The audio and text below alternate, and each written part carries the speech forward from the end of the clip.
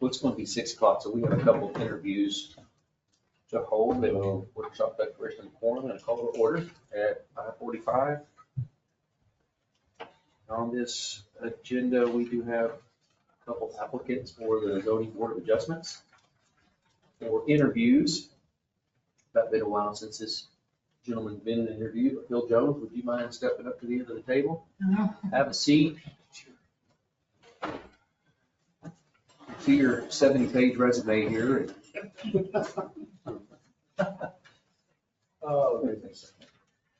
We have a few standard questions that we go through with all the applicants, Mr. Jones, and we'll get through those, and we'll have question comments probably from council members and or questions you may have as well. So you are a property owner in Robinson, required to serve on this board, correct? Correct. Why are you interested in serving the board of adjustment? Well, I've been on different boards before in Robinson. I enjoy the community. I haven't been here my whole life, but 18 years, and just want to contribute. I've been here. You've only been here 18 years?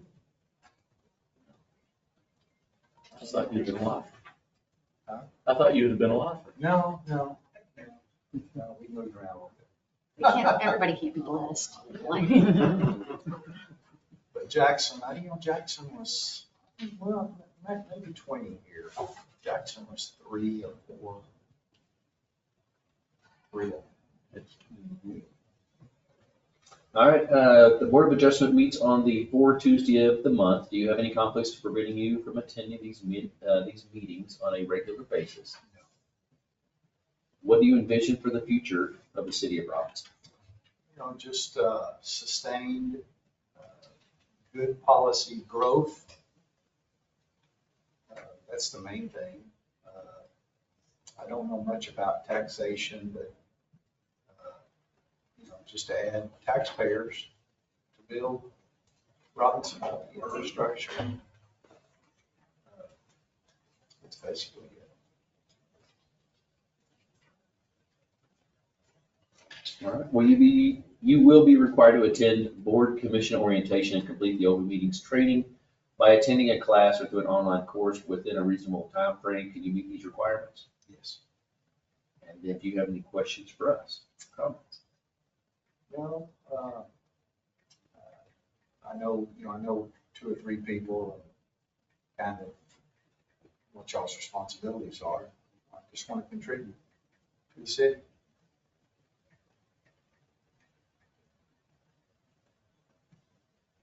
Okay. Council, do you have any questions for Mr. Jones? I don't.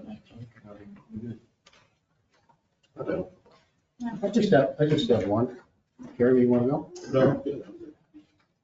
How do you feel as a citizen who's not on the board or anything else yet, how do you feel that the city is doing in relation to answering the concerns of the people that are in the city itself? I know we hear a lot about the road programs, and now we're getting a lot of input about the splash pad and the little league and everything else. How do you feel that we as a council are responding to this? Because we don't get very much feedback, as you can see, by the amount of people that are here. I think fairly, we're doing a fair job. Like you said, the apathy that the city of Robinson has, it's not new, probably to other towns, but I don't really keep my ear. I'm not a complainer per se, and there are those there's websites coming up that neighborhood group watches. It seems to be a gripe fest, but overall, I think we do a fair job. Where do you think we can improve? Maybe just communication and trying to get some citizens in these seats. However, that's hard to do. However possible. It's So our can song we right use there. force? It's tough to do. It really is. Whether you're here or any church. The hardest thing we've had with people who volunteer and are accepted to committees is getting the attendance to stay current and active. It takes a little bit of time, but the thrill seems to be gone pretty quickly. And we lose a lot more than we gain. And that's the hardest thing, is to get a long-term commitment that really lasts. I don't have much experience. And it's tough being a volunteer, believe me, as we all know, especially those of us who've been on here a long time. The volunteer part is really hard.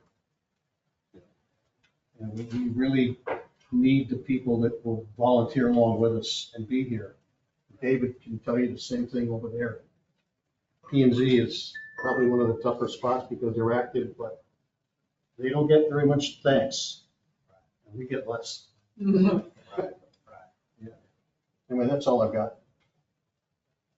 Thank you. Anything else? We're not going to discuss the applications until our meeting at 6 o'clock, so it'll just be a few minutes to get to action. Okay? Thank you for your application. I'll let you guys see your name. Thank you. Appreciate it. Thank you. Mr. Brad Blanchard. Right? We double check all the answers to make sure you didn't plagiarize. Plagiarize? Oh, okay, I gotta change them up. I'm kidding. All right, Mr. Blanchard, so I'm gonna ask you the same 5 typical questions. You are a property owner in Robinson, yes or no? Yes. And why are you interested in serving on the Board of Adjustments? Just seeing the growth of Robinson, keep going.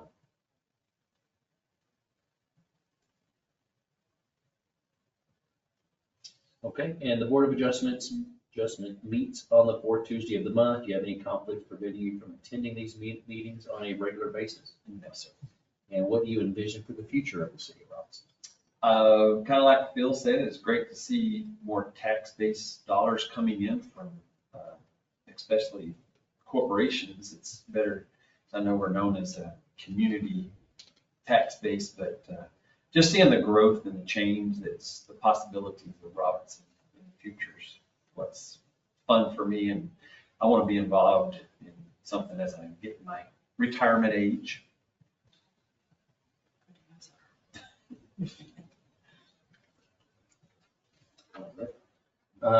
You will be required to attend board commission orientation and complete the open meetings training by attending a class or through an online course within a reasonable time frame. Can you meet these requirements? Yes. Do you have any questions for us, comments? No, sure. Just excited. Thank you for considering my application. I can already Council, see any Master questions for George. Mr. Blanchard? Pardon me? I said I can already see your wheels going. I think you already heard my comments from over there. Yes, sir. I think you probably appreciate my viewpoint. Yes, sir. Yes. I just have one thing. Sometimes the hardest part of being on a committee that affects people's money is having the target on your back. Is it something you're comfortable with? Oh, yes, sir. That's a pretty telling. That's a real item. thing. It really is. And Yes, sir. in the days of the Facebook warriors, it gets really Yes, sir. tough at times. That's all I've got. Thank you. Okay. I don't have questions, but just thank you for your Yes. willingness to serve and, needing all capacity. We appreciate it. Okay. Have to fix the street shortly. Yeah. They need the help. Shovel in the blacktop. Yeah. This is ZBA, AKA street. Reporter. 2 hats.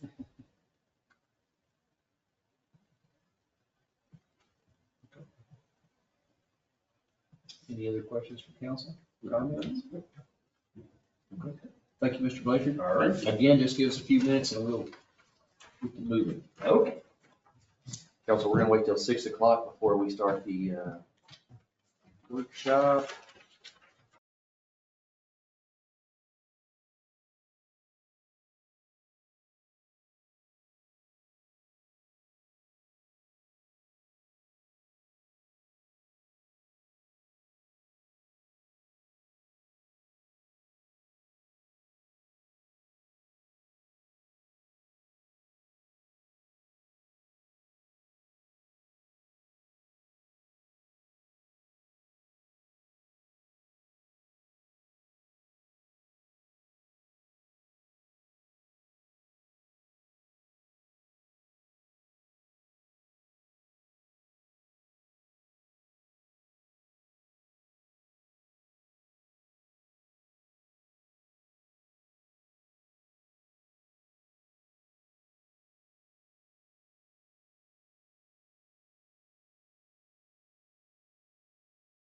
These materials. Yeah, there we go. Okay, Craig, so now at 6 o'clock, we just continue the same Yeah, we just continue with the workshop? Or workshop. just- Okay, Let's at just- 6 o'clock to. If anybody has any questions on any of the agenda items, we're happy to. The agenda items that are listed are the consent agenda items or anything, we'd be happy to answer those for you. If you want any clarification on anything.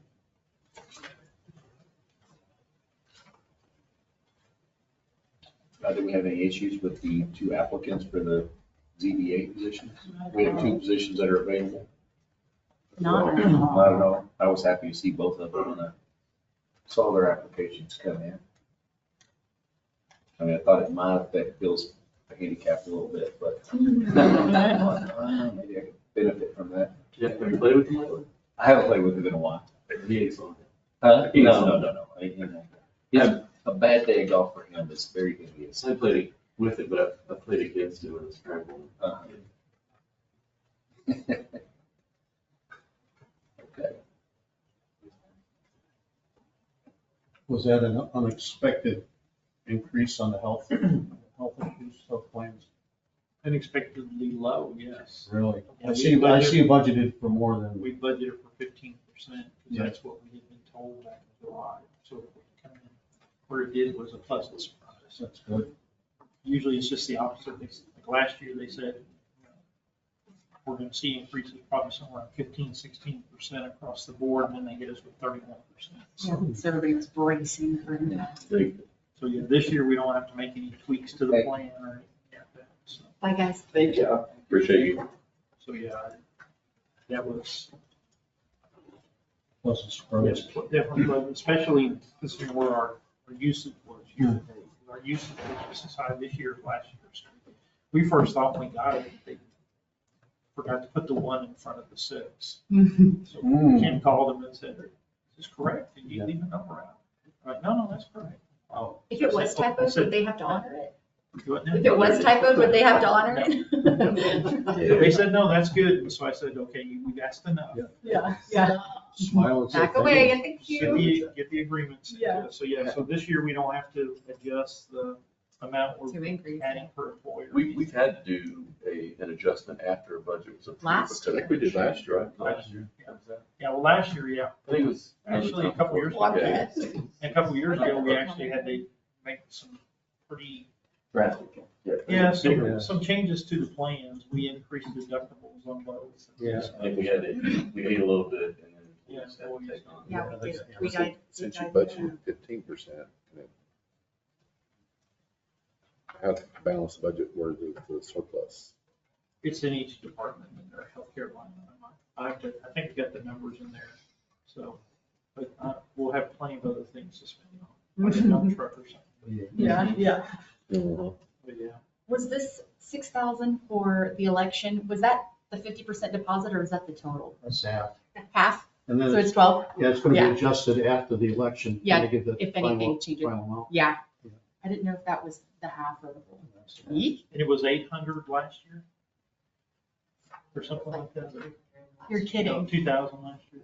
Oh, but that was because it wasn't a presidential election? Right. Well, not that, it's just, there's no large entities Mm-hmm. in this election, so it's us and Robinson ISD that are the largest in voting, where our percentage is the highest. Uh-huh. So there's, Waco's not involved, Waco ISD, and Midway ISD, so they usually eat up a bigger percentage. Yeah.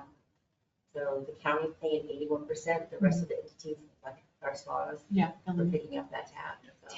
I can't believe the expense that it Yeah, costs. I did some Like, research, and this is the largest we've Yeah. ever paid for an election. wow. And we Yeah, don't even that get is- the cool machines we used to get. Yeah, is it still pay? Yeah, paper and then scan, right?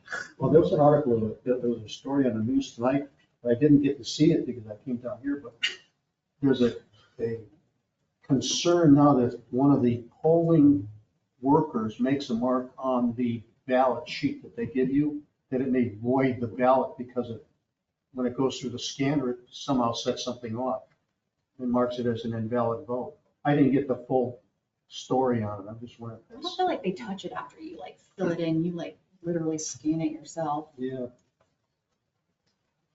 Weird. Yeah, that's, I don't know why they went back to paper ballots. that's crazy. Yeah, I feel like, who knows? Hackers. Hey, so Craig, on the agenda, when I workshop agenda, the two things that always gets me for a regular meeting is the two items on the nominations for either the Clinton County Appraisal District Board of Directors or the Texas TML Intergovernmental Risk Pool Board of Trustees. I always feel like it's kind of a crapshoot, right? Because I don't really know any of these people. Yeah. Do you have any? So for both of those, you can make a nomination. Yeah. Um, I just figured we could use this time now. Yeah. To talk about that, so. we'll Yeah, get into- this is just to make a nomination. We'll get later on for doing the votes. Typically for the TMR IRP, those typically tend to be council members or staff members and stuff. I would just say from our standpoint, most of our staff is stretched pretty thin. I don't know that we're gonna have time to travel to Austin 4 times a year to meet for the IRP board meetings. So So anyone, unless a council member was interested in being nominated. are any of you all interested? Jim? I got, well, I feel the same every night. So what happens if there's no, it just stays blank for the city? Well, they have lots of nominations. It's just, they said that's if we want to nominate somebody. If we want, I thought we, yeah. We're not Had required to, just, We could It's a use our statewide. votes for another person. it's a statewide, any city that participates in TML, IRP, whether it's workers' comp, vehicle, or whatever insurances you're doing, has a right to nominate someone to serve on those. RP, how often do they meet? They typically meet 4 times a year, quarterly. So the question is too, is they've got nominations Yeah. on this. Yeah, they'll have, they usually aren't short of nominations, they just send it to every Do we city. have to vote? I think we have 140 votes. Or is there, I mean, if there's some that we're unsure of, I mean, hey, And you could use Yeah, well, those. they'll send it out later. They'll So send we're it not out voting later. today on in the regular. it's just nominations. This is just a nomination. That's for the impact, is a nomination. TML does have, that is a vote. Is it a vote? That's I a thought it ballot. was a nomination. Tim, yeah. That's well, on the workshop. It says nominations to serve a 6-year term.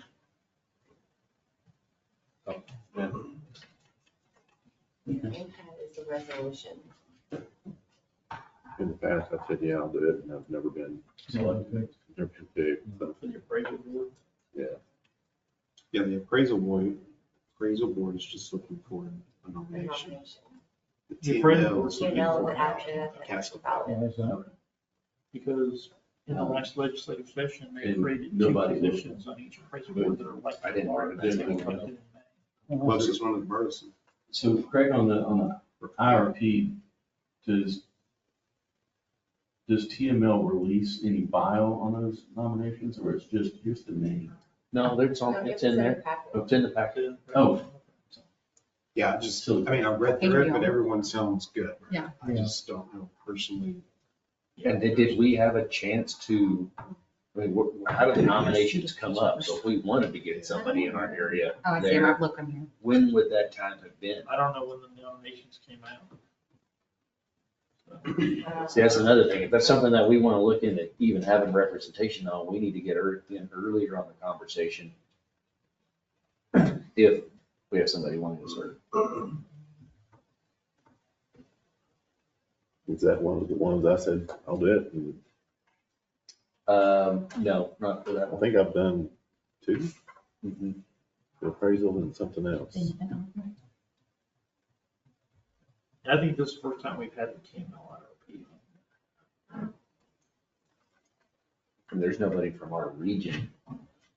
Yeah, well, it's not every seat, Right. it's not every place that's up. each That's year. why I'm saying, when I read these, I don't know who's in Region 3 and what they're doing. And for me to put a vote, I would, if we wanted to, then that's fine. But We're not required. if we to do it. didn't, then what's the hurt in that either? I don't know.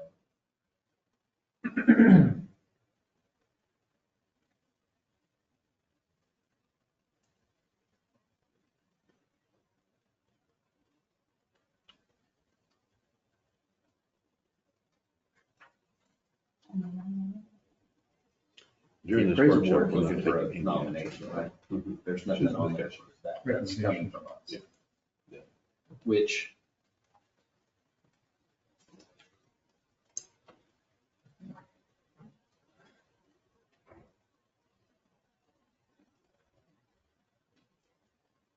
that usually has names on it for the appraisal board of directors as well. So No, the appraisal board, they're just seeking nominations. they're just seeking it right now. If you wanted to wait, you still have until October 15th to place a nominee. You want to take some more? On the IRP? No, the Or IRP, appraisal. the IRP is just a IRP is vote. already there. That was my mistake. I thought it was nominated, but that's an actual vote. If there's no one you want to vote for, you're not required to. The appraisal district is just to make nominations. And there is additional time, right? We have to, Before October 15th is when it's actually due. yeah, so if, You got one. you don't have to do it tonight, so we just got it on the agenda now, so if you want to talk about it and think about it. Because I think last time we brought it, it was mentioned that it'd be nice to have a little time to think about it. Waco's got so many votes, and Waco ISD's got so many votes. You, truthfully, for some of these people, you've got to have some kind of ability to campaign and counsel. Yeah. I mean, I don't have an issue with it. Oh, okay. Don't know. Don't know. We talking about IRP? Definitely RP, but Yeah. So, the appraisal. You're not required to nominate anybody for the other. But we can bring it back next meeting if you want some time to think about it. And I don't know that it necessarily, does it have to be a council? Yeah, you can nominate. It's almost better if it's not. It's That needs to be, I mean, where this has happened in the past, somebody has shown up here and said, hey, I'm running for this board. And I would like the city's support. Like I said before, they did change the law for this last legislative session. So in May, they actually, in the May elections, they elected 2 members that are elected by the voters to serve on this board now. So the cities appoint so many members and elect them, and then the public elects 2 at-large members that represent the taxpayer interests on the board now.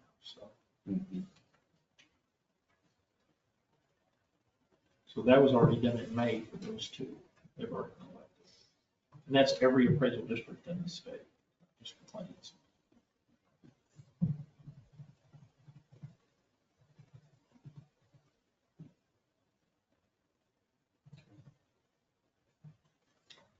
we can't do anything here in a workshop other than talk about it, so. What I mean, is that something that we should like post about and see if there's anybody in the community that wants to run for it? Is that what you said, that somebody came and said, I want to be on this board? So So people- no, somebody came and they filled in that board, that position to run. And then they went and campaigned to Oh. the cities. Kind of like the I'm saying- IRP. They were nominated. Oh, yeah, they were okay, nominated got by it, the got city, it. And then they Well, made at their, first, they came to the city to get nominations. They were saying, hey, I'm Wow. Joe Smith, I Yeah. want to be nominated. And so then you had a direct relation with somebody coming and wanting it. Yeah. That just rarely happens. Yeah. That happened a few times Wow, for this particular board. Yeah. yeah. Where's that guy? Yeah, where's old Joe? sitting over there next to the heavyset thin guy. So, yeah. I mean, I think you're pointing fingers at me right now. But we can move. So let's say if I is nominations for a 6-year term on the, but we don't have it, it's already on. That's a vote, not a Consent agenda. nomination. Oh, no, it's item 12 on the regular agenda. But if you wanted to make a vote on 12, then we would be able to nominate those people. If you didn't, then we'd move it to consent agenda with no vote. Or you just take no action on Or take no action on 12. Yeah. Yeah, I guess so that would be better. Move into consent.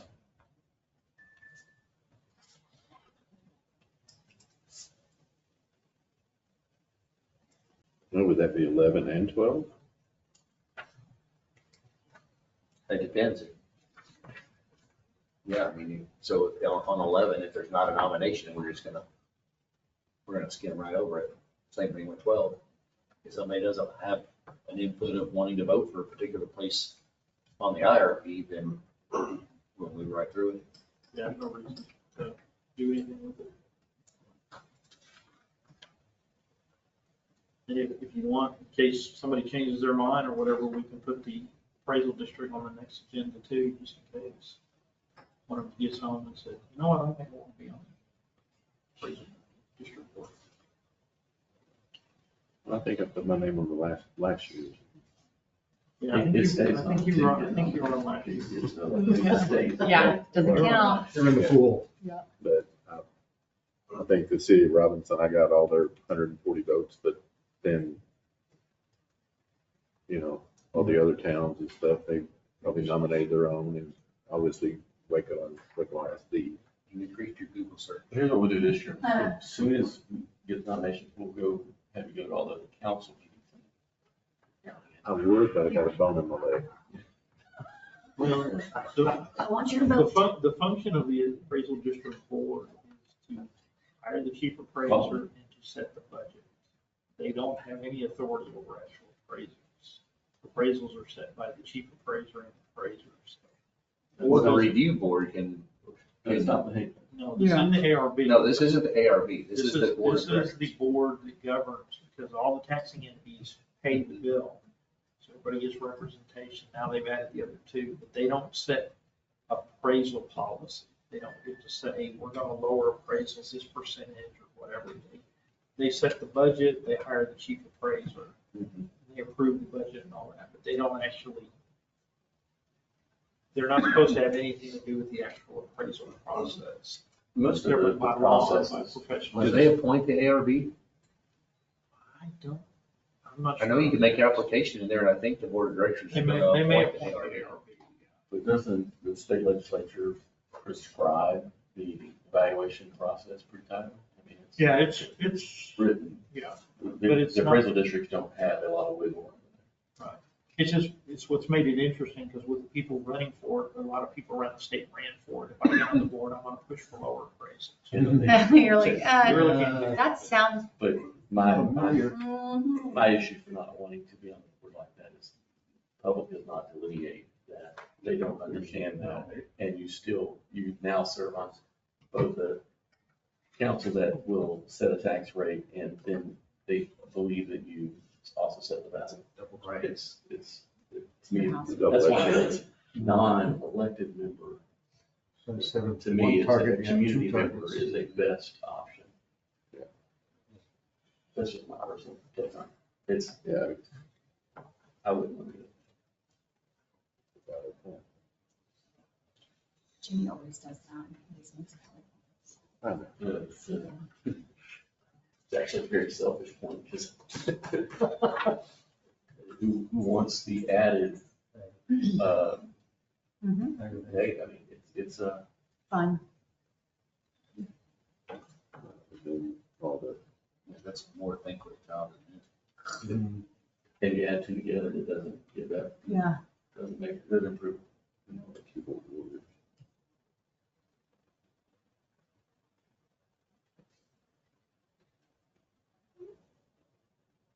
I don't have any other issues with any of the items on the workshop agenda. No. Everybody's good with the consent items? No Yeah. questions on the consent items? We can talk about the regular agenda item too, right? Yeah.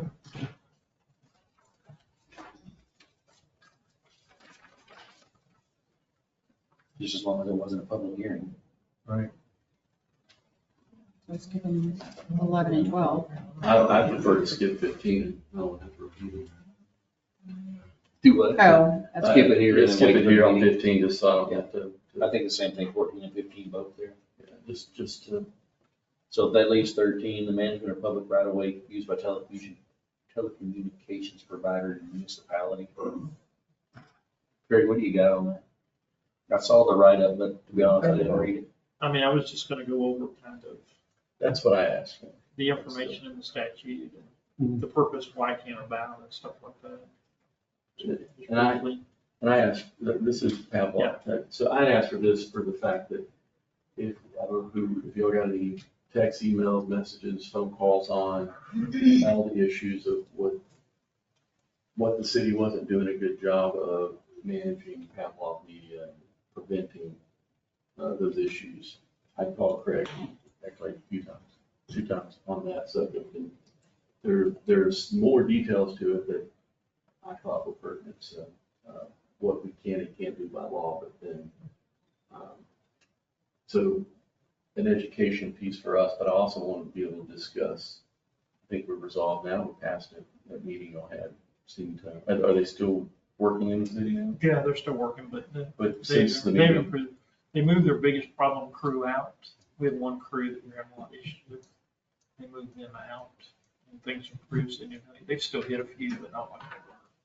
But, you know, when we met with them that day, and they were about halfway through, they had already put over 250,000 linear feet of conduit in the ground in the city. When you're doing that much drilling and putting that much in the ground, You're gonna the get odds some. are you're gonna hit some stuff, no matter how well it's marked. You know, for us, the challenge was we have so many old parts of town that we think we might know where the lines are, but some of those lines, unless they leaked and we've dug them up, we're not exactly sure. And we don't know where they cross to the other side of the road. and we are not the only town that they, No, even as far as Austin. And they've hit most lines. It's just, you know, you're boring in the ground.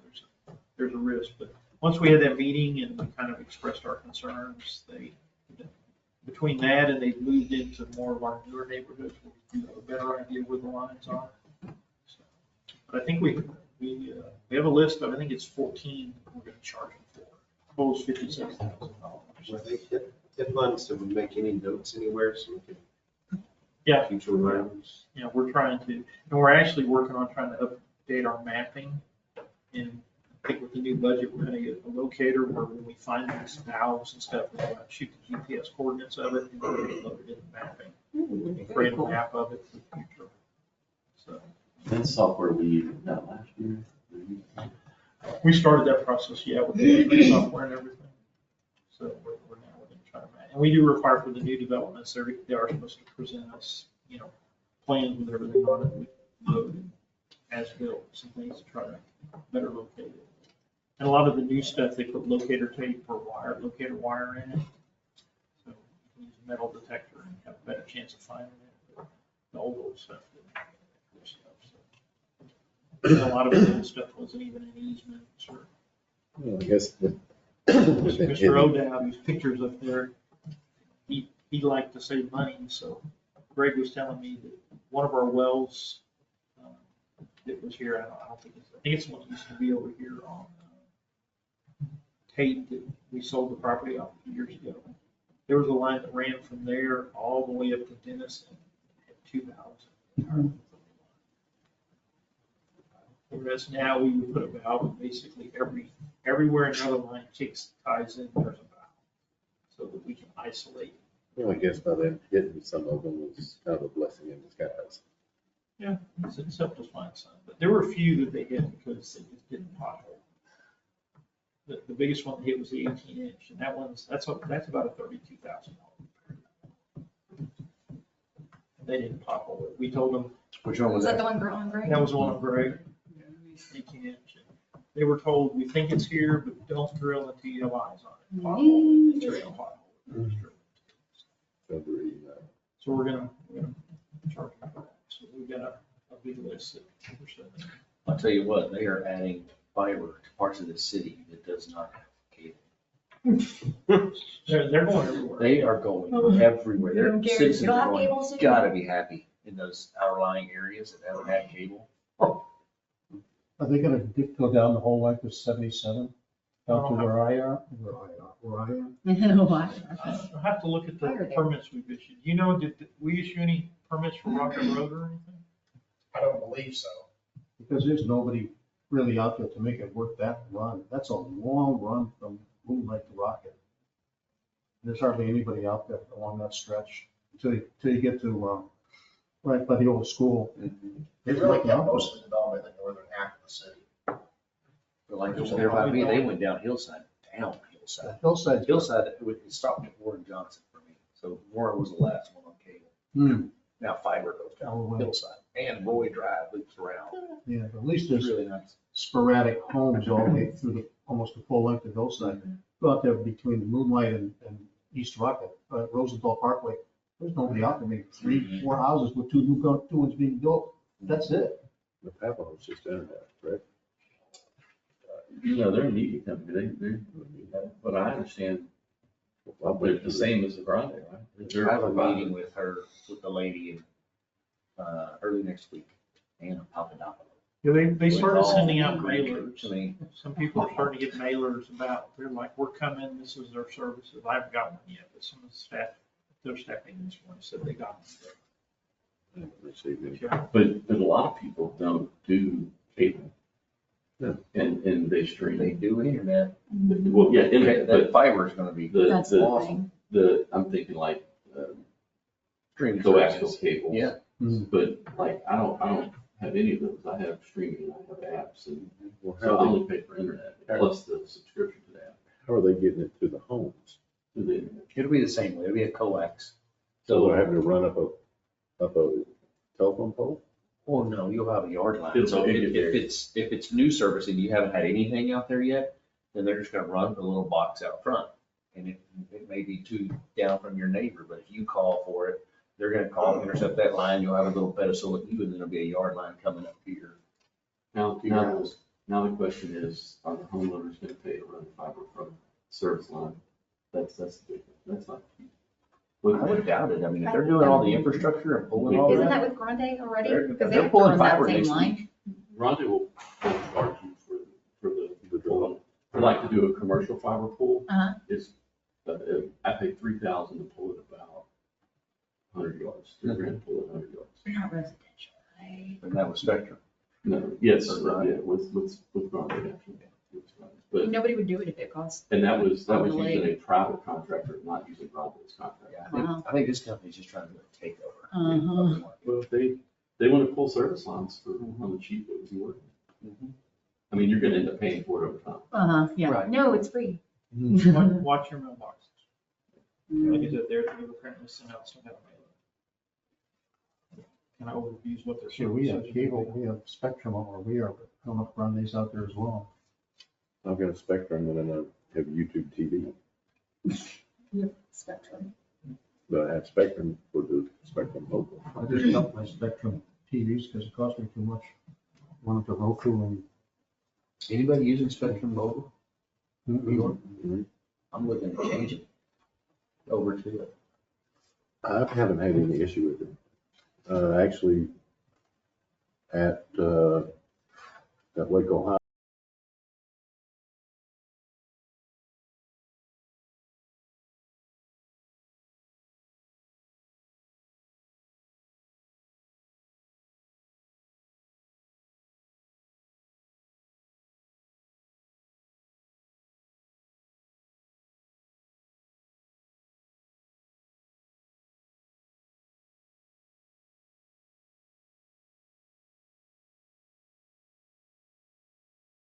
Okay, it being 6:30, we will call the meeting to order. Grab my bearings here.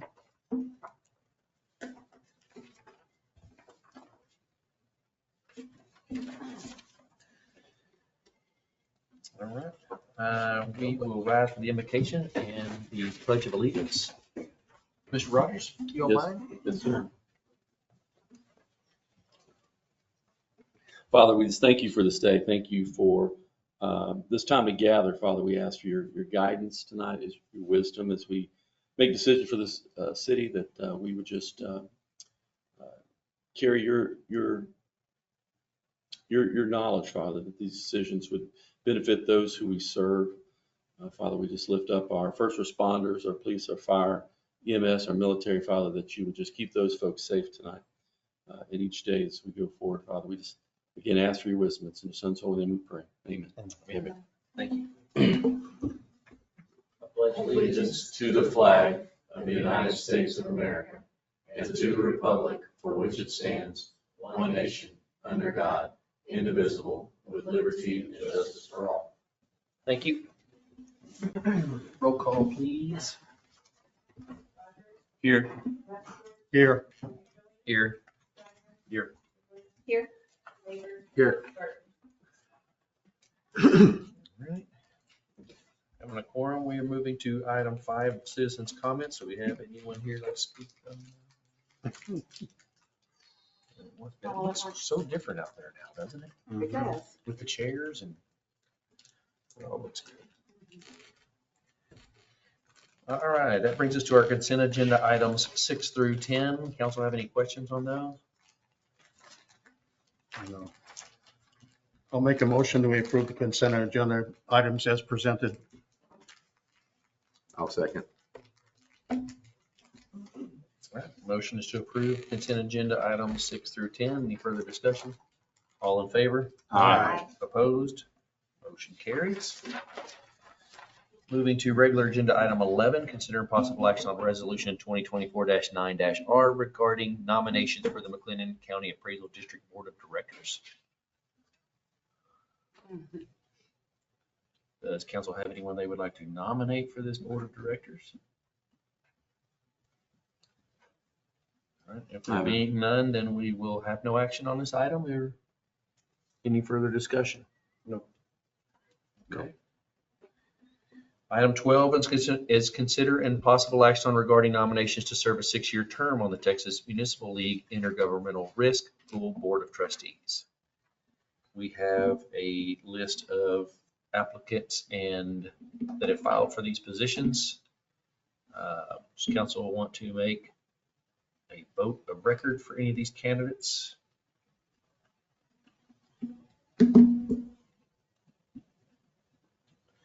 Okay, I'm getting that we do not want to make a vote. Is that true? We will I don't have any pass this. horse in the race. Okay. I'd agree. All right, we will take no action on item 12. Item 13 is discussion regarding Texas Local Government Code, Chapter 283, Management of Public Right-of-Way Used by Telecommunications Provider in a Municipality. Mr. Levin, you have anything else you'd like to add? So I was just going to give you all kind of an overview. I was originally hoping to have a PowerPoint, but it's been so crazy the last week. I never got around to, I got all my notes together over the weekend, but I never got a chance to get the PowerPoint put together. Between television interviews and questions about grants and other issues, it's been a little time consuming. So, but I just wanted to go over it a little bit because I know there were some questions by the council and the community and things. So wanted to give a little background on where this chapter came from. So it is a result of, in the mid-90s, the FCC put out regulations attempting to foster more competition in the telecommunications market. Those of you that are closer to my age remember the days of the baby bells, and everybody had franchise agreements with each city, and whatever city you were in, you had whatever service. I know in Fort Worth, part of Fort Worth where you were in, we had Southwestern Bell, but we had one area of Fort Worth that had Verizon. And so if you were calling from Southwestern Bell to Verizon, it was a long distance phone call. So there was no incentive for any of those companies to really improve their technology or improve their infrastructure and things because they had a monopoly. So they passed federal law says you can't do that anymore. Then in '99, Texas passed this, which basically, again, to foster the competition, allows if a company gets a certificate from the PUC, they become what's called a certificated company, then we basically have to give them access to our right of way to install their infrastructure. And the statute goes into, used to be every city set their own franchise fees. Now the state, the PUC sets the franchise fees, and every year they send us a thing saying the new franchise fees are this. So we don't have any say in what those fees are anymore. And that we have to give them access to put their infrastructure in our area. The statute does allow, I think it's section 36, 283.036, does allow us to exercise some police powers. It allows us to require permitting. What it doesn't allow is we cannot charge any kind of permit fee or anything like that because we're being compensated through the franchise fees once they start the service. So that's what they'll be doing. It does allow us to address things like traffic safety, prescribing that they have to do locates, those kind of things, making sure that restoration is done properly when the projects are completed and things like that. So they have to come in through that process. If we have design standards for what they're doing, we can require them to follow our design standards, but we don't have design standards for this type of technology. We don't specify what kind of conduit they have to use, what kind of fiber, what kind of pedestals or whatever, because we don't typically, we're not doing that. That's not something that normally comes in as part of our subdivisions and things like that. So we don't, so we can't really specify how they put it in, just that, you know, if they need traffic control in place, if they're going to cut in our roads, we can require, you know, that they have adequate traffic control, that we can limit how they can, you know, whether they keep one lane open or they can close the entire road, and they've got to have all the powerful traffic control, things like that. This particular case, it was all done through boring, so we didn't have any, I'm not aware of any road cuts. Did they ever have any road? Yeah. They did some potholing in the roads because we had some water lines in the roads that we wanted them to get their eyes on before they bored. So they did do some potholing in the roads, but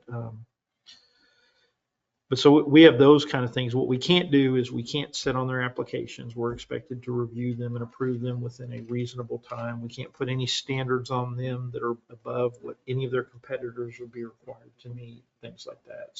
So it basically, the state intervenes and says, you have right of way, they get to use it. And you can, you know, you can regulate it to a certain level, but you can't tell them no. You can't put any obstacles in their way for them being successful in placing it. So, so as you know, with Pavlov, the first couple of weeks, they kind of got out of control. And I think part of that was they used the same permitting company that Spectrum was using. And we had gotten 3 or 4 permits where Spectrum was going into some neighborhoods and I guess going from overhead to underground and doing some boring. And then these started coming in, and the assumption was it was Spectrum just got a different subcontractor. It wasn't until we suddenly were like, these guys are everywhere, that it was like, who are you guys? Well, we're these people. So we did have a meeting with them and kind of expressed that you guys should have come in here ahead of time and met with us and not just showed up and started doing this. So I think we got their attention, and I think we learned some things from it too, that in the future when we start seeing these, we're going to require them to have a pre-development meeting for something like this. So, but yeah, in the big picture, I know we've had a lot of citizens say, just tell them no. We cannot tell them no. We have to let them do it. From what I've seen, they've been pretty good about the restoration. I'm not going to say they do it perfect everywhere, but most of the places, once they're finished, they've got a crew comes in, levels the dirt, smooths it out. They put straw over it until they have enough to justify getting a load of sod, and then they come back and they sod. They even sod over top our meter boxes. So we've had to ask them several times to quit sodding over top our meter boxes. But that's just, you know, I just wanted to give you an overview that it's not a case of we're just there. I know there were some people saying we should have an employee with each one of their crews. They have 5 subcontractors, and every subcontractor had at least 1, sometimes 2 crews out there working. So we didn't have enough staff to be out there watching 8 to 10 crews working simultaneously around the city. We don't have the resources to do that. We tried to stay on top of them. It's gotten better. We finally got them to start sending us, you know, they were coming and doing all these locates. And then some of the cases, the locates were expiring before they could get to them. We had to go back and relocate them. So we got them to start telling us, here's where we're going to be each week. They send them almost daily now, don't they? Yes. Yeah, here's where we're going to be today. So we are able to watch them a little closer, because before we were just kind of, we've got this big pile of permits, drive around and see if we can figure out where they are today. So there was definitely some miscommunication at the beginning. Like I said, I think we've learned some things from that too. This is the first one of these, even my last day I had, where a company just came in like this and just started drilling. Yeah, that's common. Like a common thing that they do. They're just like, well, and we're just like, I think so. So Pavlov is based in Illinois, if I remember right. They hired, what's the name of that company they hired? SRT or something? SDT. Yeah, they hired a subcontractor called SDT, and then SDT hired subcontractors to do the boring, but then they also hired a third party to submit all the permits. And so, and the company they hired to submit the permits is the same company that Atmos and Spectrum used to submit theirs. So as I said, the initial confusion was we thought, because I think we told some of you, well, it's Spectrum. Yeah. 'Cause that's what our thought was, that Pavlov was a subcontractor for Spectrum. And it wasn't until we started getting out there and stopping them and they were like, oh, no, we're not Spectrum. And so. That's crazy. So we did tell them for future reference, when you go in a small city, you need to sit down and meet with the planning staff, not just start submitting permits and start drilling. Were we the first of their area in the area? I don't believe we might have been the first in McLennan County. I don't think we're the first city they've ever done. No, yeah, I'm just Yeah. curious why they chose us before maybe some others. I think they're just looking at where the potential, how many services. We have a lot of our city that you have one service available and that's it. I think that's a plus.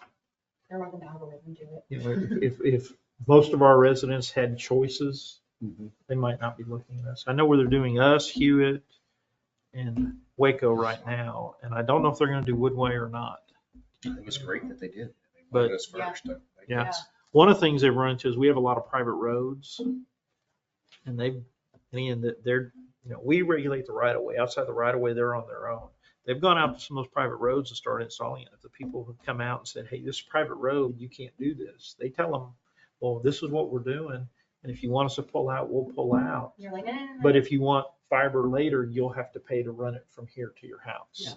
And not everybody, but most of the people have said, go ahead and run it. Yeah. They've had a permission slip. It's a 100% improvement. Yeah, no joke. So apparently they had that planned out to get the permission from the people they needed it. But, and have they closed any of them out yet? You know, you could sit closer to the front. The room's empty. The room's empty. They're in the process, the daily reports that we're getting, they said they're closing out certain ones now. Eventually we'll have to go through and do like light sweeping inspections to verify that everything's in place. Yeah, we will go out and as they finish each one and verify that everything is cleaned up the way it's supposed to be. And have you talked to them about our issue on Adrian and Falcon, the street I talked to you about with the boring machine on the asphalt? Yes, I've got in touch with the construction manager, they're working through it now. Okay. They drove one of their metal track boring machines on one of the streets we just reclaimed, Falcon, and left marched across the road. So we let them know we were not happy with them about that. We expect that to be addressed. So, but yeah, and I know it's a frustration. Like I said, it would have been nice if they would have come in and communicated to us up front because we had no information to send out to our residents. Yeah. They say they sent out a mailer, but I have not found anybody. They said they sent a mailer to everybody in the city before they started saying, we're coming and we're going to be in your neighborhood. If they did it well ahead of the construction, it would have been one of the things I tossed first, because that name didn't mean anything to me, or, you know, if they did it at all. Yeah, if it came to my house, my wife gets the mail and she's like, jump, jump, jump, jump, jump. I think there were some hang tags that they put on doors. Yeah, they started that after our meeting because they told us that they had called the city and were told they had to have a solicitor's permit to do that. Again, I think that was a miscommunication. I don't think they clearly communicated what they were doing. They probably called the PD and said, what do we have to do? Go door to door. And they said, you have to get a solicitor's permit. Yeah. They don't have to do that for putting door hangers if they're going to be working on the street. So once we had the meeting, they did start putting the door hangers. They were supposed to start putting the door hangers. But I've been told that they told Hewitt they were going to put the door hangers out. In most of the neighborhoods, they never put them out. So. But they leave the subcontractors to do that. They give each subcontractor a stack of door hangers and say, put these out. It's those guys doing it. Those guys doing it are just trying to get done. They're getting paid by the foot, so they're just trying to get it done.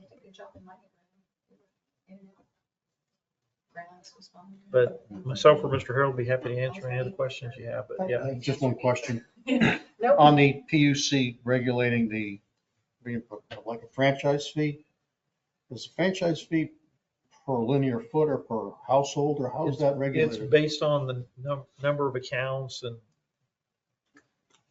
it's typically a per account type fee. An active account or potential account? I think it's active account. Active account. Yeah.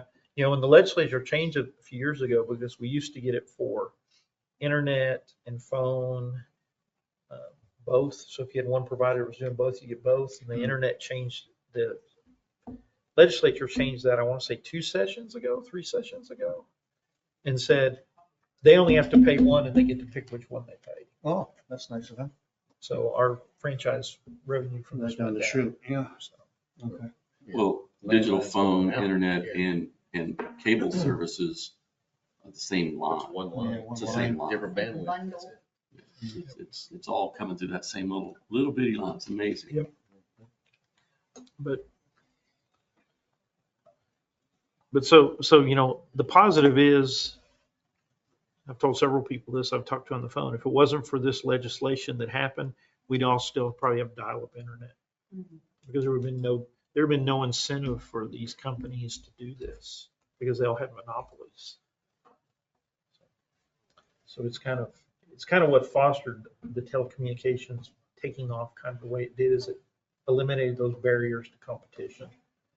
So they get to decide when the market's saturated, not the cities. Because the cities used to do, whether it was cable or phone or whatever, you did a franchise, and you got your free channel, and you set the fees, and you gave them how many years they had a franchise for, and nobody else got to come in your city and do it. So there's good and bad. It's inconvenience while they're doing it, but the positive side is it gives us an additional technology that's out there that, I think especially for a commercial side, but even residential, it's a real benefit for our residents once it's up and running, if they turn out to be a good company. I know that I experienced a little bit of this when Grande came through Harris Village when I lived out there. It was not near the scale of Pavlov coming into Robinson, but I had issues with their coming back in and making the yards look nice. They don't think they had any water lines, but they did bust sprinkler lines. They did do all that. And it was a fight with Grande to get them to fix my yard the way it was. And I had some concerns about Pavlov, but ultimately, I don't know, as mad as I was about it, we don't have a lot of recourse. It is something that it's just like the use of eminent domain. We all enjoy it, even though we don't like it. Did you Being switch used to Grande? What's that? Did you switch to Grande when they came? I did, after they made it right for me, but it took me standing on their head. Looking for that sod. Yeah. Well, and I'm a turf guy, so I'm worried about what Pavlov Media is about to bring in, and are they going to buy common Bermuda and stick it in everybody's yard no matter what they got? Well, I've got St. Augustine.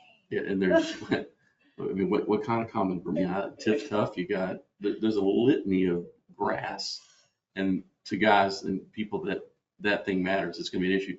Also grading, because they did do a great job of grading it right now to those new meter boxes, but you put sod on it now, you raise it up 2 to 3 inches on top of that grading. So now your meter box is not at grade, it's below grade. If you run your mower across that, you're scalping that every single time. So I have some concerns. In fact, I'm going to try my best to ask them not to do the sod on my yard. I can grow grass better than they could plant grass, so I'll fix that. But there's still going to be some issues with that restoration process, just because it's going to be probably blanket, I know they've done a lot of it. And I haven't received any calls. I've had calls about, they just left the dirt and put straw on it or whatever. Or some calls where, they put the dirt on it, but they didn't level it out or whatever. And I know we've communicated a few times with them, and they've typically gone back over that day or the next day and tried to clean it up. I pulled the straw up the day they left, and I pulled out all the dirt that they filled in the little hole with, because it's full of rocks, and put in a topsoil that's clean soil. That straw is great for erosion control, but it's preventing grass growing. And by the time they come and place the sod, I bet I have my hole filled in, if you know how to do it. But you probably had a pothole. Yours was probably a pothole. they dug actually in the neighbor's yard, but for some reason, I think the trencher or something kind of rutted my side. So they just kind of filled it in with what the dirt. So all that ground that they bored, all that dirt that came up is just full of rocks. It's not great A stuff. lot of the holes are potholes. They're not, they did put some junction boxes, bigger boxes and smaller boxes in, but a lot of it is just, they were potholing every so many hundreds of feet to make sure that Yeah, I didn't get there into wasn't a that. line there or So anything. Mr. Rogers is saying he's got rocks that came up through his bore. It's There's what no was in the rocks in ground. that subsoil other than that's what's in the ground for this, for the road. Mhm. So that's a quick curious question.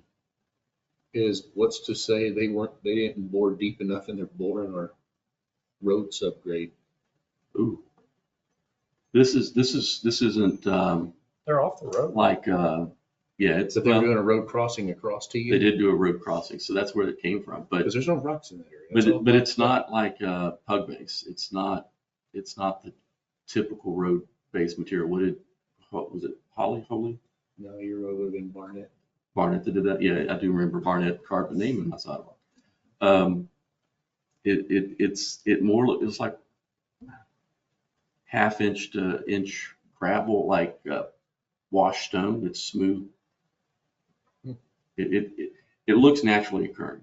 It doesn't look like a pug base or any type of gravel base that you would put down for a road. So anyway, That gravel is typically like around the curb, where they lay that down before they put the concrete. but long story short, the restoration process will have some growing pains. But I had to stand on Rondi's head, so I imagine, I'm just gonna ask him not to do it on my property, but I imagine there's gonna be people that aren't happy with the restoration process. The other side of it is, and you've already touched on it tonight, is recouping some expenses for some of these that were their fault. And I think I would be very adamant that we do that. Okay. And I know you're already on it. No, but, yeah, we have it all. In fact, we reached out to them and they basically, they're going to tell us which because it's the subcontractor's responsibility to pay it. So we have to basically send a notification to each subcontractor. I just want to make sure that we stay on top of that process because I get it. It's hard in these older neighborhoods that we can't even tell you exactly where that line is. So that's kind of on the city. Yeah, we had some that were on us. We're not Yeah. billing them for any of those that we've taken ownership of the ones that were our fault. And then as long We as thought it's it was holding- here and it was here. And I know we already have a process to try to eliminate that going forward with our mapping. So I'm good with that. And I'm good with, as long as we follow up with making sure they pay for what was their responsibility. I'm good. I mean, I was hot at the beginning of this. I mean, I think everybody was kind of frustrated with the amount of lawns they were hitting, but I don't know how you inundate a city like this and expect, we're a small town. We can't keep up with that. No.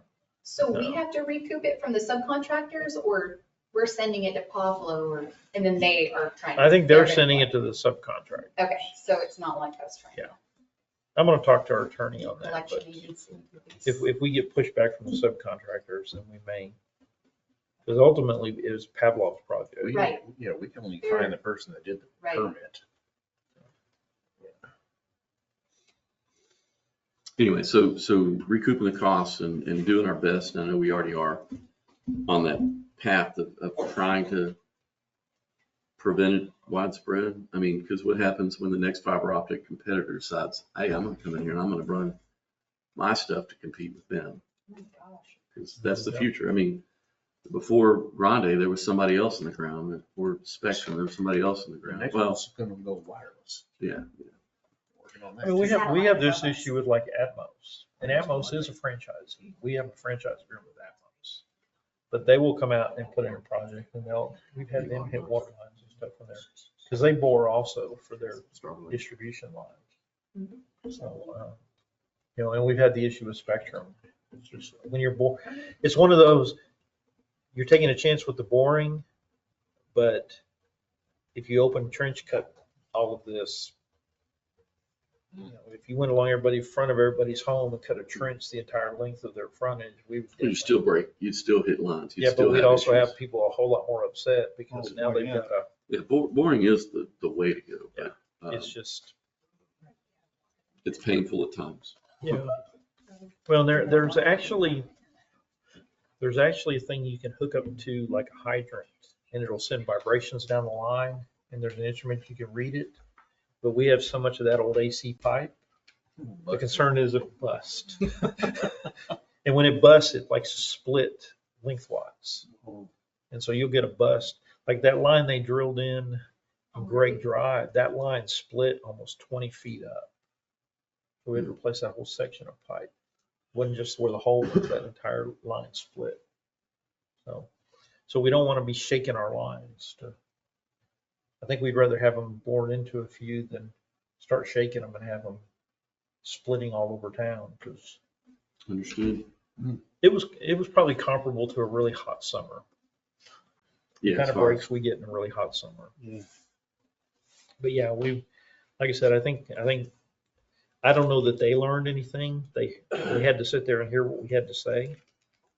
They sure made a lot of notes though, didn't they? Your comment regarding a really hot summer, in our worst drought, hot summer year, how many water line breaks do you think we experienced as compared to the number of? I mean, a really hot time of summer, we can be fixing 3-4 days. 3-4 day, but would those cause big shutdowns like we did have? They could, yeah. They could. We have them. We had the one last summer. We had that line bust right there at Peplo the day before school started. Yes. Mhm. Under No, the it was road. the same morning because I thought it was the same day. No, it school happened that started. day No, it was before. the They were day still, before, Oh, because we were God, and they rushing worked around. all night long, that's right, to get it to where. Yeah, they worked till about 9 o'clock that night to get the brake repaired, get the rock in. Yes. they had to come back the next day after school to Yes, yeah, yeah. finish I- closing the road. I was freaking out like it was me having to fix it. I was freaking out. But yeah, no, we've had School larger, Traffic is not serious. a lot of that old AC pipe, now we've actually abandoned some of the worst. We had that pipe that was always breaking in front of the little shopping center there at Newland. That's been replaced. That line is out of service now and stuff. So we're slowly getting rid of all those lines that have those problems. But Speaking of that on Newland, are they gonna patch up the asphalt that they, yeah, they'll have to fix it all up. Yeah, we haven't closed that project out yet. okay. But It's not gonna be- that's all I have. And thank you. That's all you have. Feel I hope to comfortable have with some those answers. slides, but like I said, I just ran out of time. I think a lot of it just is having the ability to answer those questions when they come at us. And to be able to, provide some kind of information to people who are upset about the lack of water, having water service because of contractor, and they want to know what we were doing about it, or they wanted to know why we weren't preventing it. So having the information helps explain it. Doesn't make it perfect, but helps. I don't know. Anybody else receive any calls? Just me? No, yeah. we did. I got one from a neighbor halfway up the road about the amount of dirt. And by the time I got around to contacting him back, they had remedied the problem. Everybody likes you. Somebody gave him a number out, and somebody gave it out again this week. Gotcha. I'm pretty sure we could Google your name and find your cell phone. It's on the internet, Yeah, man. yeah. It's out there. No doubt. All of ours, right? It should be. Every one of your cell phone numbers that you put it on an application for council, it's on the internet. So nobody gave your number out, they just let you I know this one did this last week. I already knew who gave it to. know. I'm good. It's our policy here when they call one complaint, we say, well, you need to call Councilman Rogers. He takes all the Yeah. city. No, we don't I do feel that. Press Feel two, that. or. We don't do that. Regardless of the problem, it's Yeah. Jimmy Rogers is the go-to guy. I don't mind it. I mean, He's our if- ombudsman. There he is. If I can honestly help in that regard, I think that's part of the role. Absolutely. And if I I gotta take the agree. butt chewing, I'm okay with that. I'm thick skinned enough. Now, some of it irritates me, but if I gotta take a butt chewing, I'd rather it be us than someone at that front desk that had Yes. nothing to do with that problem. Nothing to do with that problem. I totally agree. And they take a large portion of that, and they don't have any decision power. They haven't got a clue of what we're doing. I'm good with it. So we can move to the next if you like.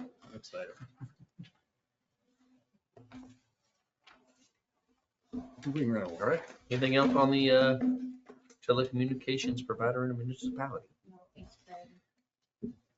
Thank you, Mr. Leman. We're moving to item how about 14, which is a discussion on Peplo Park and the splash pad. This was an item that Councilmember McLean wanted to bring back for discussion. It's been discussed by the chamber, or Ms. Vaughn, and so brought this up a few times. Yeah. So I'll turn it over to you. Yeah, so I just wanted us to bring this back, talk about this a little more, because I know that it's something that a good portion of our community talks about on Facebook, which, you know, that's,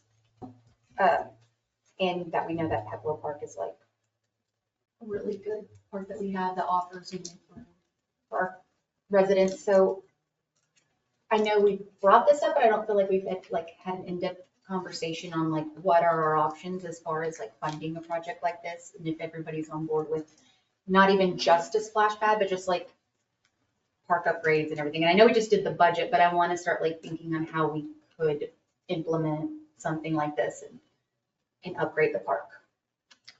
So I had a brief conversation with Mr. Leman a couple of days ago, because for funding, we have a local resident that wants to step up and do some donations as in kind for the splash pad.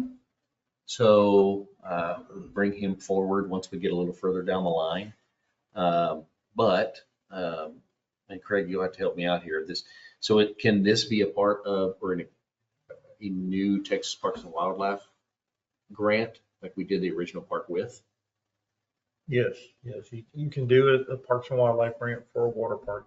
It's 50% match. I want to say maximum to 150,000, but I have to look that up again. So there is a maximum amount they'll do dollar wise. you're gonna match. And you have to have, access to the land for, I want to say at least 45 years. And I know the current lease for the park doesn't go that long, but I already talked to Dr. Hope and he said they'd be happy to extend it. Whatever term we'd have to extend it, so. So as far as grants, like has the city ever hired like a grant writer? For this particular Peplo Park, we did. Yeah, I was gonna say, if you want to do a park grant, you're gonna probably need a park grant writer, someone who specializes in the park grants. Uh-huh. But like I'd said before, I did one in my last city, and you get a lot more, you get points. It's very competitive. And you get a lot more points, the more community participation. If it's a case of, Parks and Wildlife will pay for half of it, and the city will pay for half of it. Those don't score as high as, Parks and Wildlife will put in their money. You have all these people who are going to donate either money or in kind, and then the city's going to pay for it. The more public involvement you have, the more points you get. In public involvement, could that like also be like corporate sponsorships, like the new businesses that we have coming in? Like, would that be considered? Corporate sponsorships, people, local contracts. We did a park when I was in Azle, and we got $500,000 from Parks and Wildlife. We had $500,000 in in-kind contribution. Some of that was land. It was donated by the person who owned it for the park. Some of that was different, like irrigation company. Right. Installed, provided the labor to install the irrigation system. And so you have to have, somebody has to track all that and keep up with all that. But they'll give you credit for that, but you have to have it all kind of budgeted out to show. Is that something a grant writer would put together also? They will put the grant together. Usually somebody has to spearhead who are we going to get involved. Right, So yeah. the one we had there, it was on our main street, and we actually had a lot of, there was kind of like a business owners group on Main Street. They kind of spearheaded the initial get together and start pushing this. And so, somebody needs to, typically, I don't think the grant writer is going to be out there beating bushes. No, that's not what I meant. I meant as far as putting it in a format like we've got this. Yeah, I mean, you want a grant writer who's done grants and been successful, because they know the way to get the maximum score. So originally there was several years of wanting a park in town. So at that time, we put together a park committee, and that park committee was the one putting the feet on the ground, getting things put together, and then finding a grant writer, brought it to council for approval and whatnot. And I want to say that was a $75,000 grant. with a $75,000 match. Yes. So I think we did that for 150. So, again, I think would be one of those things that you probably need to put a group together, a committee together with your help. Of course, I don't know if you need it for just a splash pad alone, but somebody's got to spearhead that, he's saying. Like I said, it may be a case of we just need to see if we can find a grant writer that can give us direction as to how much, how much public participation do we want to have? Because again, that's a big point getter. If it's, well, the city wants it. Yeah. But the citizens aren't behind it. You're not going to score as well as the city that you're competing against that has, we're out there doing these fundraisers and doing these things. And Did we ever get pricing? That one was 430 with your materials and your labor. But that was just the splash pad.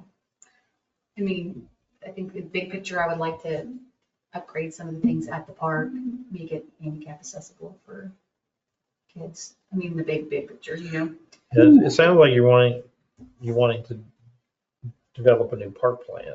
So as part of a new park plan, probably need to look at the park as a whole. Yeah. I will tell you, I'm just like, maybe just like my mind, it's just so discouraging to try to get a committee together to spearhead things. It's just so hard to get people to volunteer and commit to anything. And we're just in the thick of it for Little Rocket football right now and stuff like that. there's no time, yeah. I mean, May I real quick? So did the splash pad in Woodway. Yes. All in, and this is the smallest that they make, Yeah. with just 5 different Structures. structures. All in, about 190. Yeah. And nobody complains about the size of it. Yeah. And they're thrilled to death with it. Mhm. So there are other options out there that could be more For sure. And palatable. we could make this a smaller splash pad, and make it like a little corner, but still be able to update and put maybe shade structure or whatever. And the reason I bring that up is I think your point of shade structures, but also upgrading the rest of the park equipment, I think would be great. Yeah. Would be absolutely great. You mentioned wheelchair accessible or ADA accessible playgrounds. Through Josh Bailey at Whirlix, the smallest ADA accessible playground that they sell kit with a shade cover is going to be over $300,000. Wow. I have already priced So there's it. nothing we could do to just kind of update what we already have to make it so? No, No. you're very specific built equipment Okay. for that. Yep. And here's the biggest issue. You're going to have to make your sidewalks 100% ADA compliant and your parking lot 100% ADA compliant, because if you don't have the compliant pathway to that The structure, Yeah. you can't call it. Actually, top inspector will probably, And concrete's Oh, yeah. pretty cheap right now, right? So oh, it's so cheap, you want to just, Just build rip up everything the- in it. Yeah, new sidewalks. So ADA is very expensive. And the structure that I got priced out was basic in terms of, it's not big. It's probably the size of the smallest structure that's already out there. It did have cover, but it didn't have a lot of aesthetic value to it. You could call it ADA. That's I hate that. yeah. But you're talking about, you're going to have to do some type of ADA. You can't just put it on the ground. It has to be on an ADA approved surface. They do make, this is the weirdest thing, ADA approved mulch, But I know a guy, but like a rubber surface. Rubber mulch. Yeah. well, you know, there's an engineered wood fiber mulch Yeah. that looks like the regular mulch you put in you wouldn't want to pay for it. Mix it with resin. Yeah, and so there's a way to do it, but the best way to do it is to do a pour in place rubber flooring, and that just eats up the cost. Oh, I know it is. Just eats up the cost. So I can share I mean, I'm that. not trying to build Rome, and those are just ideas I would love to be able to have, but I mean, shade structure and. I would fully support a splash pad, shade structures, and upgrading the pieces that we have Yes. and making them safe and enjoyable. Sounds Well, like we had in the budget to basically replace the structures we have now, right? Isn't that what you had in the Replace them budget, was to completely? replace? Yeah, to replace them Well, that with, was an option, with shade that's right. cover, with shade cover. That Yeah. was 320,000 to replace what we have with a built-in shade cover. So if you build separate shade cover, it costs more Yep. because you have to be further, the poles have to be a certain distance from Yep. the equipment. And so it actually drives up your cost because you're having to cover a bigger area. So that's It's something. better to that's- get it integrated with the equipment. I know, we were talking about the splash pad earlier, and Craig, I think you brought up the drainage issues as well. Yeah. Down at that Like a area. retention pond, I think is what we, Yeah, we would have to have engineering done for Yeah. how we're gonna drain it. for sure. That would almost have to be the first step if we decide to go any further with the splash pad. We've got to get that, that's the critical point where we're going to do with the water. On location and what do we want to do with, because if we're going to put new playground equipment in, that's the time if we want to move things around, we can do it. So maybe we just need to have a workshop and do some brainstorming, or I guess we could put out that we're doing it and see if anybody wants to show up from the community and offer any input, or different organizations, or. We'll be batting people away. I had, so two other thoughts, I just wanted, so, and I don't know if this is like, so could we do like could we impose like a park impact fee for like new companies that come in, or like a parkland dedication fee? Is that something that, does that deter people? You can do parkland dedications. They're usually tied to residential development. Uh-huh. And you can have a cash in lieu of, Uh-huh. but Mr. Harold's done Just, some of I that. mean, Mr. Harold I'm has, just they spitballing. were I'm doing just- all that. You can see his His ears last perk city up. This was is what I coming wanted up- to do, his is last Look city at that, was coming look up on with his every face. fee possible. And I don't want, and I know, yeah, okay, go ahead, You can do a educate me. parkland- You can do parkland fees, you Uh-huh. can do parkland like acreage standards. When I was in Elgin, we had to run into our subdivision code for a certain amount of parkland based on the certain number of, I think, dwelling units or people that would live like in an apartment complex. Uh-huh. Or we had the option to waive that parkland requirement. They just pay a set fee based on our fee schedule into a certain fund to cover the purchase of parkland. Some cities around also not only do the parkland fee, they do park improvement fees. Okay. So in other words, you help pay for the equipment for the new park. Do they do that for all existing- or development or existing just park? residential? Residential, some of the commercial development, they do certain fees as well towards the parkland standards, but they're far lower than what the residential would be. Yeah. So for example, in Elgin, we would charge, we rose our fees, we charged, I think, $1,000 for every dwelling unit or any lot. Wow. They had to pay a set fee. If it was under a certain amount of acres, they had to donate. Seems reasonable. Or the city would waive the requirement of, we had a parkland plan in our comp plan, and if that was the area where no parkland was going to be, we had the option to say, pay this much into the fund, or, help us purchase this land over here for park space. Uh-huh. And that was kind of how we did it there. We didn't charge any park improvement fees, but our fees were $1,000, but again, the city of Austin charged $3,700. So, But usually to adopt those fees, you have to have a plan in place, and you have to have a way is, like how are you going to impact? Typically you have a park master plan, and it's like, as this area develops, we're going to build a park here, and this is the potential cost, and these are the people that are going to benefit. You have to tie it back some way to the impact they're going to have Yeah. on that. Yeah, that makes sense. and they Charge them enter for their development fair share. agreements with us as well. The city manager's correct, you have to some tie back into. They could enter into what we call development agreements with us, and, they may reserve, in place of paying the fee, they may put their own private parkland in with public spaces and give it an access or it's conservation or some sort of an access easement so the public could use that system. We have a I love creek where those. they were doing that along for a lot of our developments that were coming into it. Mhm. So, So the developer would pay for the park and then have to open it to the public, even though it may be a private development. correct. Like And a they pay Greenville? 100% of the park cost for the public to use. And that's where you Take get, note, Bert. That's, I'm doing. hey Bert, that's where you get the videos of the, But what we would ask in relation to what other cities around us ask was much smaller.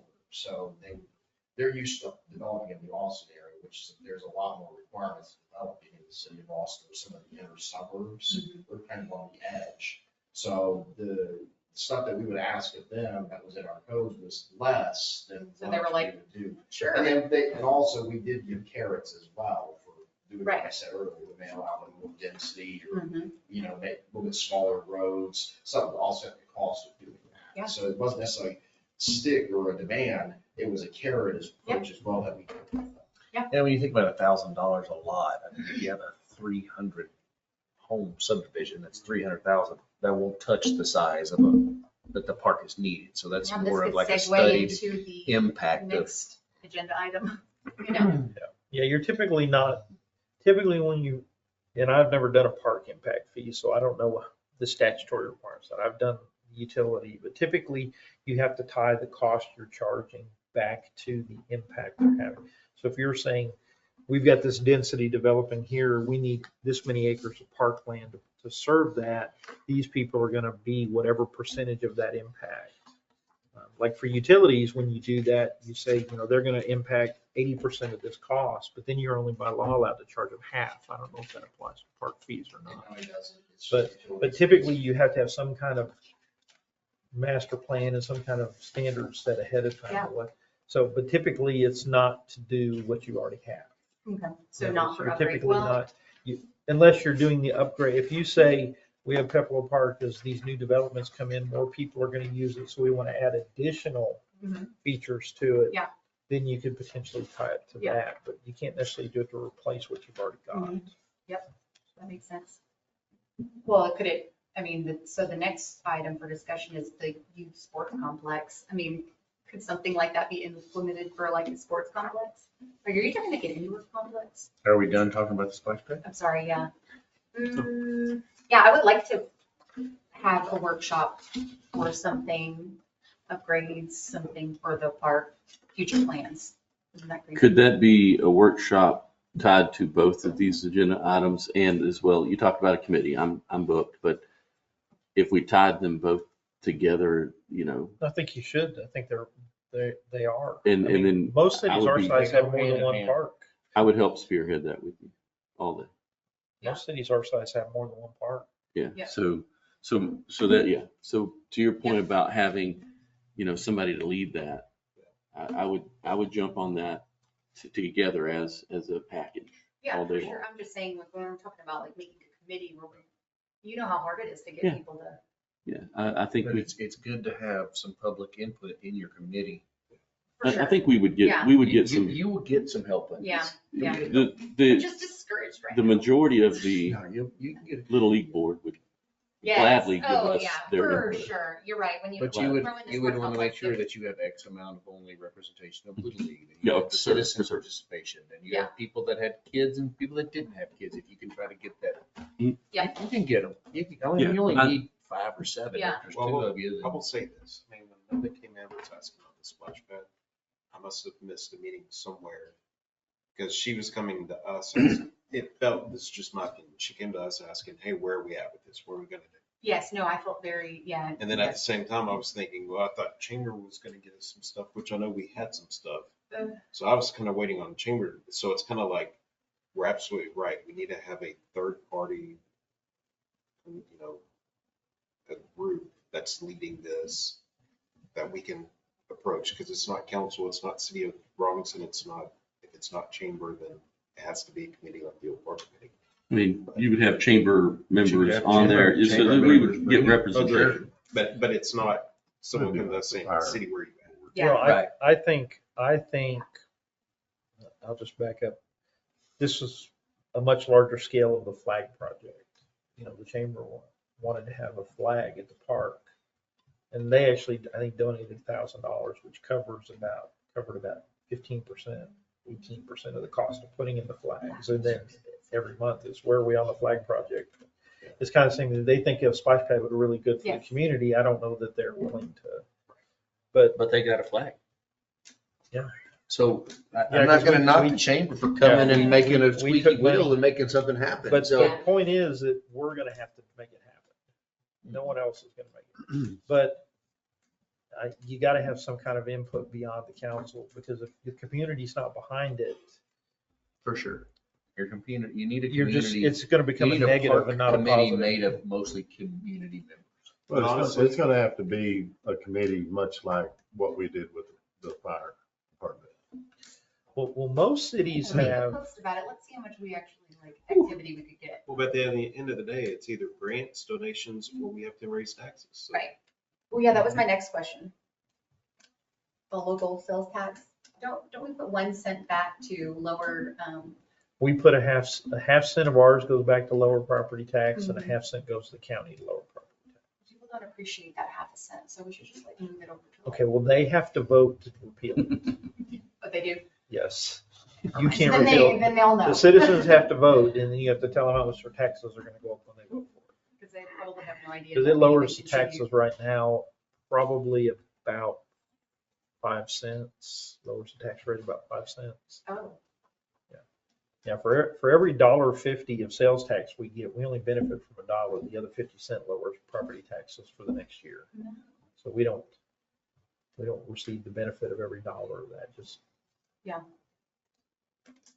So, but yeah, We'll leave that the as sales is. tax is there. Yeah, Okay. it's a cost, but I was just gonna say that most cities have more boards and commissions than what we have. I mean, my last city, we probably were the extreme because we had P and Z, ZBA, Building Standards Board, Crime Control Prevention District Board, but that was a sales tax also. No, we didn't have an economic development board. We had a traffic and transportation board, which did all kinds of street stuff. We had a parks board, we had a library board, we had That's we nice. had a audit committee that was made up with citizens and council members to review the audit every year. Wow. We had a special events advisory committee that handled our music in the park program and all that kind of stuff. We would have, every other year, we'd have a board and commission banquet and the members would come with their spouse and we'd have 120, 130 people show up. So Now, was that 20 years ago? Or like, what are you talking? How long ago was this? they've still done it. They were doing it when I left in 16. Ah, So dang. I know I used to, early on, I used to go to every one of those meetings. I quit going all the time, but I'd go at least once a year to each board, one of the boards meeting. And most of them met monthly. Of Except all the audit committees, committee. it's hard to put together. This will be the easiest one. Yes, I agree, because yes, yeah. This I will be agree. the easiest committee to Yeah, put nobody together. wants to do the audit, board. But you typically do it by ordinance and you set the criteria for the membership. And it's just like any of the other boards. You appoint the members, you interview, you appoint them. So do we already have that in place? We just have it inactive? I don't know. But maybe it's something we can look into because I think we may already have that in place. what's a park committee? Oh, gotcha. I mean, I know we did. I just didn't know if it was legal as far as through ordinance or not. And I'm going back. The park's Go not ahead, that Andrew. old. It's funny, because I was like, 17 improvements to the years? park, and it's like, it's new. No, I guess it's not. We can go back and look. Missy can dig that out. You can go back and look and see if we have an ordinance for it. If we don't have an ordinance, we need to do it by ordinance. And even if we do, you might want to update it. But yeah, I think, Well, I can still name the members of that committee. Okay, the point of contact. Well, I would fully support that. I think that needs to, I mean, I think we're going to get all the support for these. I think the toughest part is the funding funding. and finding the funding and getting the support for the But funding. it's pretty amazing when you put a group of people together of where the hell that funding gets found. Yeah. Because So- people, I mean, when you just lay it on us and everybody's busy and Yes. doing things, but when you Yes. put a committee together and that's something that they can focus on, Yeah. you'd be amazed of how that money can be found.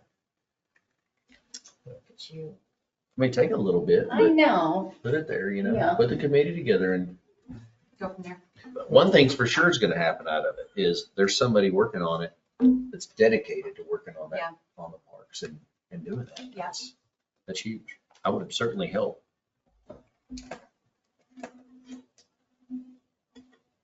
That's one of my original things to. So we need to have a workshop. You don't need a workshop for this. We would just need to put, are you talking about for Maybe like a putting a master, committee together? or a master plan for the. Yeah, we need to come up with Can I make a details of suggestion? what a park committee, Can we move to the next agenda item and then maybe at the request of city council not on the agenda, whatever, then we can, because whether or not we need to integrate something like this, maybe we have a better suggestion at the end of this and we'll make a motion of what this next step looks like. We don't have anything to be able to make a motion to. No, not. Or direction. Like an agenda or. I would concur with that. We can move to the next item. It's hard for me to sit here because I hear the part and then I read Jimmy's essay and see the lease agreements and everything, but it all goes back to funding. And how do you appropriate funds appropriately? Because there may be people that don't want a water park, but they want the Little League or vice versa, right? So for me, it's hard to say anything until I hear everything. Well, and that's why I think whatever you do, you need, first of all, one of the things you'll have to have for a grant is we're going to probably have to have some level of a park master plan. Because I know that was one of the issues, is you had to show this as in a plan if you're wanting to apply for the Yeah. grant. It has to be. Yeah, our original Right. park had a library and splash pad in it originally. A library. I mean, Well, we have a library. We do now? Yeah, that's right. I know this probably doesn't have enough land, but imagine a park that has both Little League fields and splash pad and everything all in one Stop and location. We need some talking about land, bro. drains. Agree, Yeah. right? But My last city, we had 4 large parks and 3 little neighborhood parks. We had one park that was at the lake. It had ball fields, tennis fields, a beach on the lake, I can't stand your. a tennis court, a accessible Everything. playground for all. It was wheelchair accessible. Yeah. And then had another park that had playground, picnic areas, 18-hole disc golf course built into it. And then we had another park that had playgrounds, an amphitheater next to the library, seating for 200 people, concrete benches. We had trails, we had all this. That was a park we built with a grant, $1 million grant. And then we also had an 18-hole golf course. Oh, yeah. So we're under parked here. And that was a city of about 11,000 people and 8 square miles. You're kidding. I think what I heard of that, Craig, is you want a golf course. No, I don't want a golf course. There's about 12 acres. But I'm just saying that I've always heard him rave about the He's golf loved Yeah. to golf. ever since day one. I know how to make it make money if you want to do one, but I wouldn't recommend it. I think he brought that up during his interview. Yep. Well, You did. You think But about they Wood- really like parks there. And the Think about community Woodway. really liked parks, and they were willing to spend the money on the park. That's what you gotta kind of have, is you gotta have the people willing. And they Woodway knew has it. 4 parks and Arboretum in a sports complex, Would we? Woodway. Yeah. And it's got barely 10,000 people. I like figuring what I with you at. But here we've, We're- a few Good years, money and its density is full. Yes. So whereas we have lower density, No, a there's larger some- land mass, that's, it's just. But it's still amazing for a city of that True. size. Absolutely. Still amazing. But I think the per capita income in Woodway's a little bit different than You'd ours. be as well. surprised how Yeah, close you they would be are. surprised. The They're biggest both big. difference is the, There, Jim. the biggest Huh? difference Yes. is the density. Yep. The Yes. population density is the Yeah. biggest key. they have less infrastructure to maintain. We're right behind. They have, You'd be real surprised. Property values and income levels are very similar. I didn't realize that. their property values are a bit higher. Their average property value. Yeah, their average property, but their per capita income is not that much higher than Yep. ours. No kidding. Yeah. No. Their per household Well, income. maybe I can spin on their streets when I drive. We're second or third. I think China Springs area might be a little ahead of us in household income, but we're right at the top, You yes. never know by driving through there. China Spring counts as an area? No. It's just a school. Probably doesn't It almost has, like an it has afterthought. an area for Uh, demographic stuff for the census, which is where that data comes Of out course, of. they got the airport. They have it kind of lumped together. If you hadn't been out there in the last few years. Yeah, I've been out there 3 weeks ago. I was out there. Okay. Well, it kind of sounds like we grouped those items 14 and 15 together. Mr. Rogers, do you have anything you'd like to add on? Yeah, I do. And I know that for time's sake, I'm not going to stand on this too long, but the Little League Board is meeting tonight to discuss this. You know, I had been having conversations for a while on this with them and trying to figure out a pathway to help them with their existing complex. After looking at the property deed and their agreement, which you have a copy here, the likelihood of being able to do anything to support that current complex is pretty low from a city standpoint. So then, the bigger conversation comes up about building a complex for them. They are absolutely open to that idea. There's two different Little League agreements tonight. There was also, I thought, a City of Mahé agreement. It's a very short type of agreement. But so there was 3 examples that I was able to find openly. Reason I feel so strongly about this now is the youth basketball and the youth football organizations in Robinson benefit greatly from a relationship with the school district. They do not have to carry the burden of maintaining facilities. So registration fees and any revenue generated for those 2 organizations go to running and executing uniforms, equipment, and things of that nature. They're not paying utilities, they're not paying for maintenance and upkeep. And those 2 organizations are thriving, and there's still struggles. The balance in the checkbook with any youth sports, to be honest with you, it's bleak in terms of facilities. And this conversation goes even to the Greater Waco Sports Commission and how the county has a lack of sports facilities. There is a big effort going on to bringing it back to the Little League. Waco Lake Air Little League has a wonderful support from the City of Waco, from the county, as well as the Waco ISD. Their agreement, which I cannot find online, is a 3-part agreement, and they're getting lots of support from those 3 entities, and hence their big major overhaul recently. That facility is decades old, and if you hadn't been out there before, it was in pretty rough shape, even though they had that support going along. Now it's a beautiful complex. Robinson Little League future is looking pretty bleak.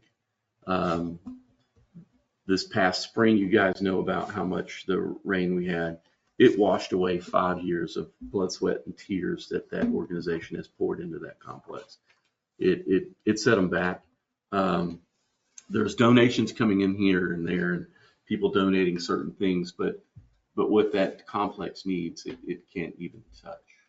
So I fully support a complex being built, not necessarily to replace it, but to add in addition to it. So there is property adjacent to the current complex that extends up to 77 in the corner of Moonlight. That's available. Well, it's available. It was for sale. It's not posted now. The owner has indicated to the Little League board that he would even be interested in donating some of that land. My thought is the city purchase that land and hold back the frontage, that corner for sure of 77 and Moonlight, and develop the property, the sports complex on the side of the property that is adjacent to the current complex, so that those 2 can then meet and be used together simultaneously. We could offset a large portion of the land purchase by then offering that corner lot for sale, which could bring in a good bit of money, whether it's a gas station, something that would be a great location on 77 for a business. So we would have that. The reason I advocate for a new center, a new facility, the current one, to rehab it would require it being shut down for at least 1 full season. It would probably be year long, if not more, construction. And that would obviously shut down a Little League season, which I'm not an advocate for at all. The new complex being adjacent to the old one, once we were to do it and go under lease with them, they could operate the current number of participants in the new one, and be able to also do tournaments on the weekends. If it's a quality facility, they can host weekend tournaments, do Little League play during the week, and generate a revenue that then they can start funding the rehab of the old facility, maybe a field at a time, addressing drainage and all the problems that it has. But this would also give them a pathway to revenue stream to help their problems with the old one. One of the things I don't want to ever do is diminish or wipe away the history of the town. And that facility has been around for decades, and it's got a lot of memories. I think that needs to be something that continues and to be a part of the new facility. So I know I'm getting real specific and in the weeds with a plan, but there's an ability to offset some of the expenses on the land purchase. It has future benefit for the league in terms of revenue, and having 8 fields on one complex plus Memorial across the highway puts it in a category that is not available everywhere. Riverbend Park at Waco is how many fields? 8, 7, yeah. 8 fields, and that's a money generator for the city, for the city of Waco. That generates money. It supports itself and sustains itself. I'm sure there's some expense that I'm not aware of that the city of Waco kicks in, but without support from the city of Robinson, the Robinson Little League has a very bleak future, period. It does not have a long-term ability to sustain itself, and those facilities are going to continue to decline. So I'm a huge advocate for it. I'd like to see us set up a committee. I'd like, maybe staff to even engage architect or engineering firm to start putting together some concepts. What would it look like? Because that helps when we put a committee together. Yep.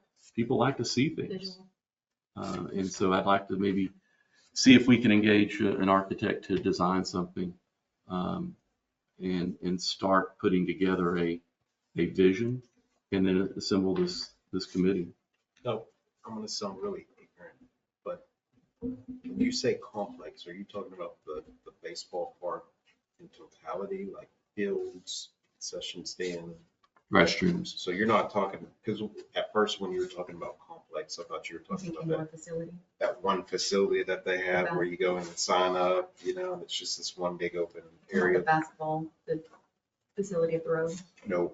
You talking about Little League? The Little League, the one building with all the picnic Oh. tables. The league office. Yeah, or the admin Yeah, the old chamber building. Yes. When you said complex, I thought that's what you're talking about. I'm like, No, the complex is all 4 fields, and then behind Lions Pool, and then that section behind the cemetery property of the current facility. If you look in the woods there, you'll see like what looks to be brick columns where there used to be an entrance into there.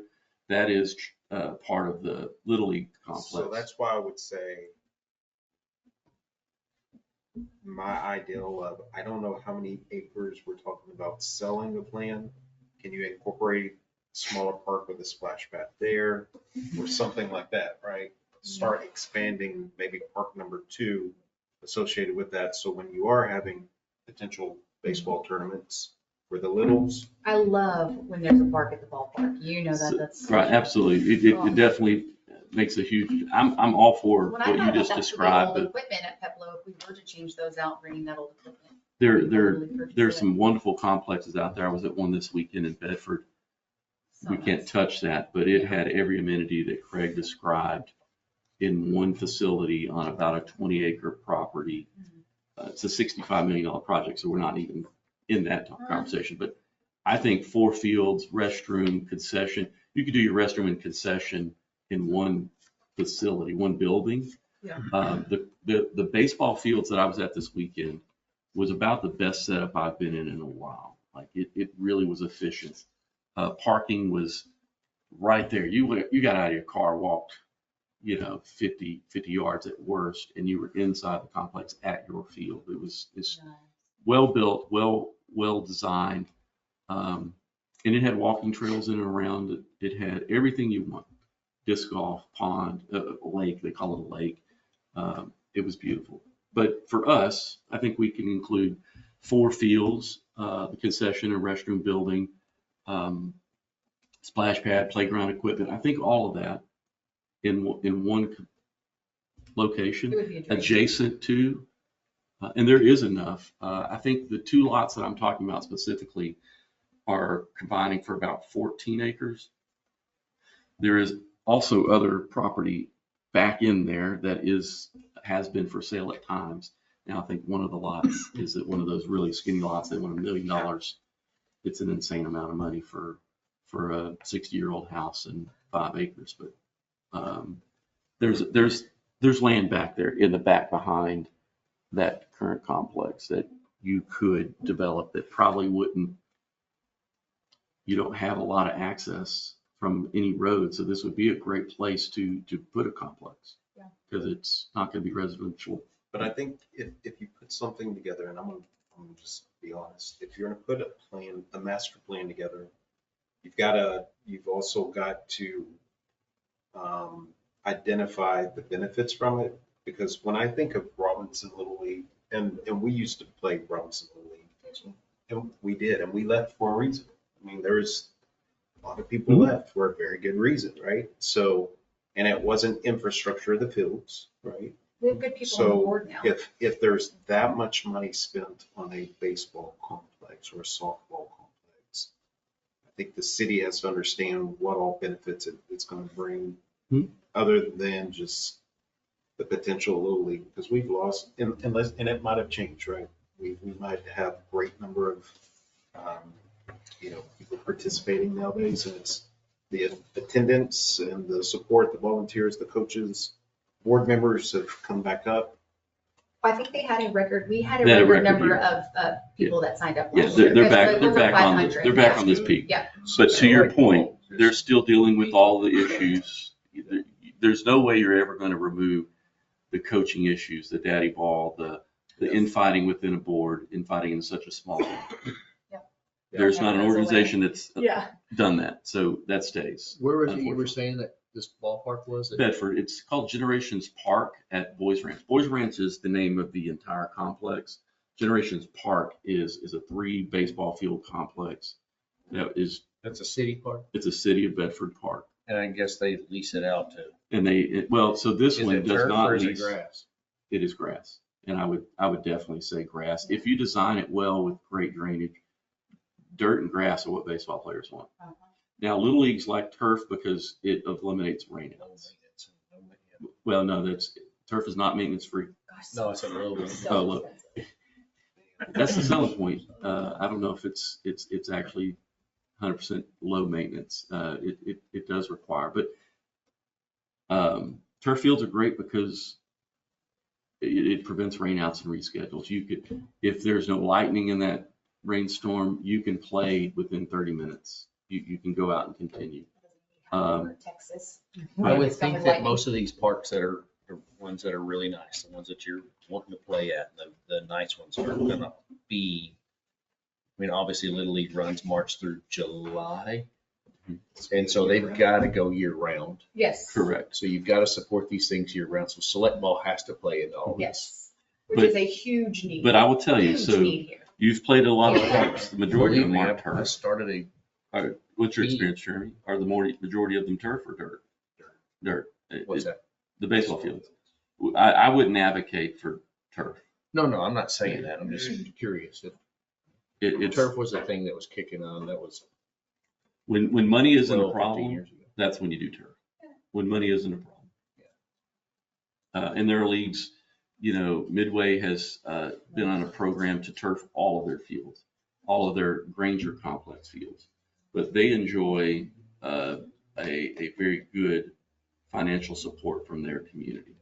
Lots, tens and hundreds of thousands of dollars in donations of equipment. $20,000 a table for their fundraiser. They will pay tens of thousands of dollars for all-star coaches. Yep. So we can't even use that as an example because we're not there.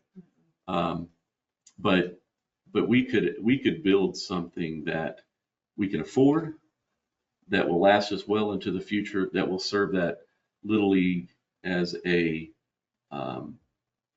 revenue generator. Yes, Select has to go, that has to be used year round, and they can generate quite a bit of money off of there. There were 14 teams, so at that complex, this was a part of a 4-city tournament, but there were 3 fields, 3 different divisions playing on those fields, 14 to 20 teams per division, and you were paying, I think it was, so probably $400 a team to get into the tournament. So you're looking at tens of thousands of dollars on a weekend. Is that math right? But then your entry fee too. So this one didn't do entry fee, which I Oh. loved, because one of the things is, how do you secure a complex without building an expensive fence, gating it off and saying, okay, single point of entry or 2 points of entry so I could pay a gate fee. There are pay-to-play models that defeat that. We paid $18. Part of our fee for our team to register was each player had an $18 fee for entrance, and that took care of the family for the entire weekend. Nice. I've not done a tournament. It was a great model, and that way you don't have to ask somebody to sit there and take money at the gate, and here's your wristband, and then somebody who's outsmarted everybody already ordered them off Amazon, and I'm walking in for free. You don't need a band. If your kid is out there, he's paid for you already. So let me ask you this, and I know we're getting a little bit ahead of ourselves because we've been just in dire need of putting gravel or pavement just for driveways within the ballpark, right? Yes. But you create a better complex, right, to be able to do things like this. We as a city, if the city takes over and we own that, we then need to start talking about who manages that, who's going to coordinate events and take the money and all that. So some of that is covered in the agreements that you see. And so is the Robinson Little League Board up for it? I think they are. There are resources here local, very close to us, that they can lean on. Riverbend has a tournament director that does all of their tournament directors. Well, and I would say, yes, I think the Little League Board would be involved, but financially, when it comes into play, I would want that to be something, it would have to be auditable and tracked from a city of Robinson perspective, part of our financials. We would not want a board to be part of that and manage that because money goes missing really quick. For sure. I They do have a CPA question. doing their Mhm. books, so. Are you looking at this being exclusive use by them or only? It could go either They way. lease it for- There's several options. Yeah, because typically these kind of facilities, they're leased, again, I'll go back to my last city. We had softball fields, little league fields and all that. We had local organizations. We would do like an exclusive, like kind of what Aransas has here, where they set a season and they do it and they give the league the ability to operate and they charge. Some of them charge a fee, some of them let them do it. I think we had a period of time where we had a concession stand there and we actually entered into an agreement with the Little League. I think they bid on it, but they ran the concession stand for all events, whether it was their league or Yes. other leagues, but they had to, staff it and run it, put the Huge stuff revenue. in it and things like that. But, we had different tournaments, different times of the year. So it was an operation year round, not just when Little League was running, so. And so and of course, that all needs to be worked out. My discussion with the league president talked about a couple of different models. I like and I lean towards the model of an exclusive agreement with them year round and let them run their tournaments so they can collect the revenue, using that revenue to then do what they can't afford to now, which is renovate the existing complex. Yeah. And so that's why I say I like that one. I'm not opposed to anything, whatever it needs to be to make. There would still have to be some mechanism though for them compensating the city at some level for the lease. We can't just grant them use. They would have to pay some kind of annual fee to the city. I think, I've seen them at $1. But if you do that, then that's probably not where you want to put a splash pad or whatever, because now you're Yeah, limiting it to only. We've got a big, running the city or managing the city is a business in of itself, right? Yeah. So we can't, year over year, even with a complex like that, from a city of Robinson standpoint, can't be in the red year over year, because that's just. I don't disagree with that. But to me, and this is the tough part of it, and this is why I think the city has to step in. is that, again, there's going to be expenses that we incur without a revenue source to cover. This would be maintenance of the fields. The way I look at it is city would be an initial capital outlay. And then from there, it's going to be on whoever's managing this to them becoming a self-sustaining complex or event, right? Kind of like, I love the annual Robinson Festival or whatever, and we just never got there for it to be a self-sustaining. We could never even break even, right? Mm. So I would hope some complex or something like this would become self-sustaining, if not showing profit. I think it to would. both parties. I think the best thing was to get it as close as you can to breaking even. Sure. In youth sports, the model just does not support it to being a profitable industry. Most It's of, crazy. most of the places that make money off of them, they support their youth sports. They make their money off adult sports. They make their money off of, because I know we had softball leagues that played. We had like a Tuesday, Thursday league and a Monday, Wednesday league. And they paid us a per player fee to play out there. Absolutely. And we made revenue. We made money on those type of things. And then the Little League, we entered in agreements where they got it in, because it was for the local Little League. So and part of it, we'd have to get legal involved because There's a lot of. they're a facets. nonprofit, so I don't know. I know when, like if it's something we issue bonds for, we have to be, because they're tax exempt bonds, they can't necessarily benefit another entity. Because you're using tax exempt money that's intended for government to finance a non-governmental entity. So I know there's provisions in bondage. I don't know them being a nonprofit that would happen, but because then those bonds potentially lose their tax exempt status because they're not really being used for. So there's a lot of questions like that. So I think the challenge is if you just turn it over if you build it and then turn it over to someone else and say you get to make all the money off of it, you're almost gifting a facility to that organization. And that one, I know the attorney will have an issue with. And that is an idea I had, and not an expectation of, just so I want to be clear, I'm not speaking for the Little League board by any means. These are just ideas, direction that I've seen in some places. There's a ton of these things that I have not seen, the nuances of making this happen that we're going to need all that expertise on. And I'll be honest. Because there's nothing wrong with doing the agreement like these are, where for these dates, we give you the use of the facility and you can run the concessions and you can do all these things and you can make all the money off the concessions or whatever. And you pay us X dollars per participant, whatever that amount the city wants to set. Those are pretty typical, but it's just, I think you get into it if you're significantly limiting the use to certain organizations, you get other organizations that are potentially going to say, well, about our organization. What's this, so I think those are just part of my job is to play devil's advocate. I'm just throwing those out. I love devil's advocate. And I think the other thing is even coming tonight, right? Expectations of the extent of the ask, right? Each level of ask will bring its own unique obstacles and things we got to think about. So hearing this is, I would have never thought this is where we were going, right? Because once again, I've always just heard, can't we get city help? If they just bring out gravel, we'll spread it. Can we borrow the dozer? Can we borrow the back? Yeah. It's from that to building a brand new complex, multi-use facility. That's too. It's a huge change, but there is no, I don't believe there's any path that I'm aware of that will allow the city to financially support the league as it in that complex. And truth be told, because that property is held in a trust that the league does not control itself. It has an agreement to operate it, so it is limited in what it can do.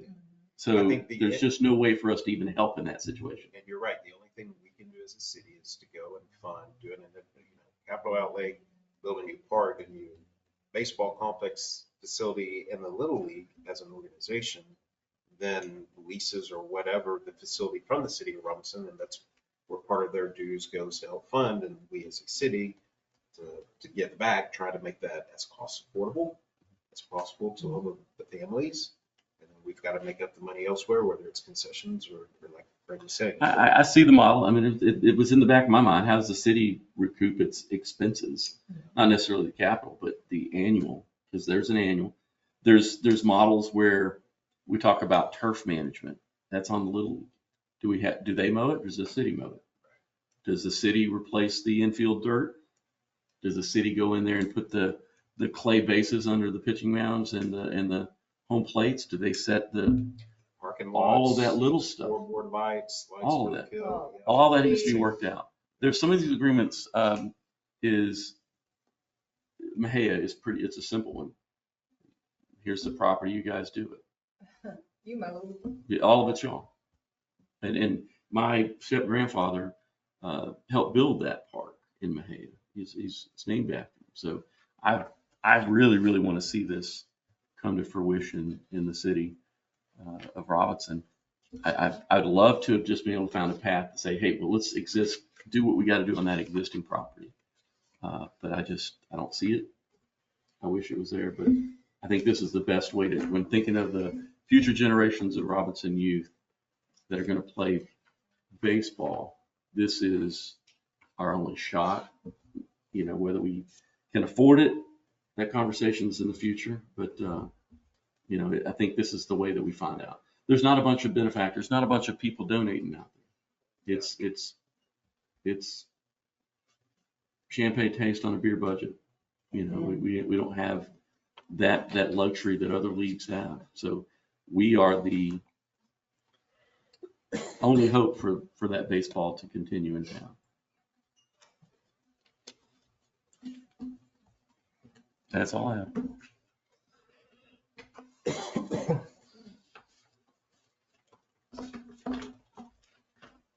Anything else? Anything to add? Well, we're in TML in October. We need to see if we can find anybody that does sports complex consulting. The city of Valley Mills just got a grant award from the Texas Rangers because of all the damage they had during the big Wow. floods. Yeah, Yeah, they were just a two- little bit worse off. 2 new fields and 2 new scoreboards. Yeah. Let me tell you, that They deserved it. That was They got- bad. that was rough. That was That's bad. as bad as bad 6 feet gets. of water on it. But you know, the same story that we just said tonight can be repeated in just about every small town across the Exactly. country. It's youth sports. Here's what's crazy. Youth baseball generates more revenue than MLB, and youth football generates more revenue than NFL. Yet we can't afford complex. It's just insane how much it costs, and facilities don't get I mean, we have potholes to fill. We have potholes to fill, and so they don't get the same look, but they are just as important to the community as It's huge. Yeah. I mean, our fields are, I mean, it's almost, it's embarrassing when we host. and we have It's people been come. embarrassing in I the know. league for I know it is. I know. 25. Hell, I What- played there in what broke my 1980. heart was this spring after seeing a lot of improvement. Kelly has done a great, the last few presidents have done a really good job, but Kelly's really poured more into facilities than ever. And they've got a strong group. I mean, they don't always agree, but there's a group of people out there every day working on those fields. I have done but a tiny fraction of what they have put in. And I will tell you that it broke my heart watching all of that wash away. Like it washed away. So many hours. It was tough.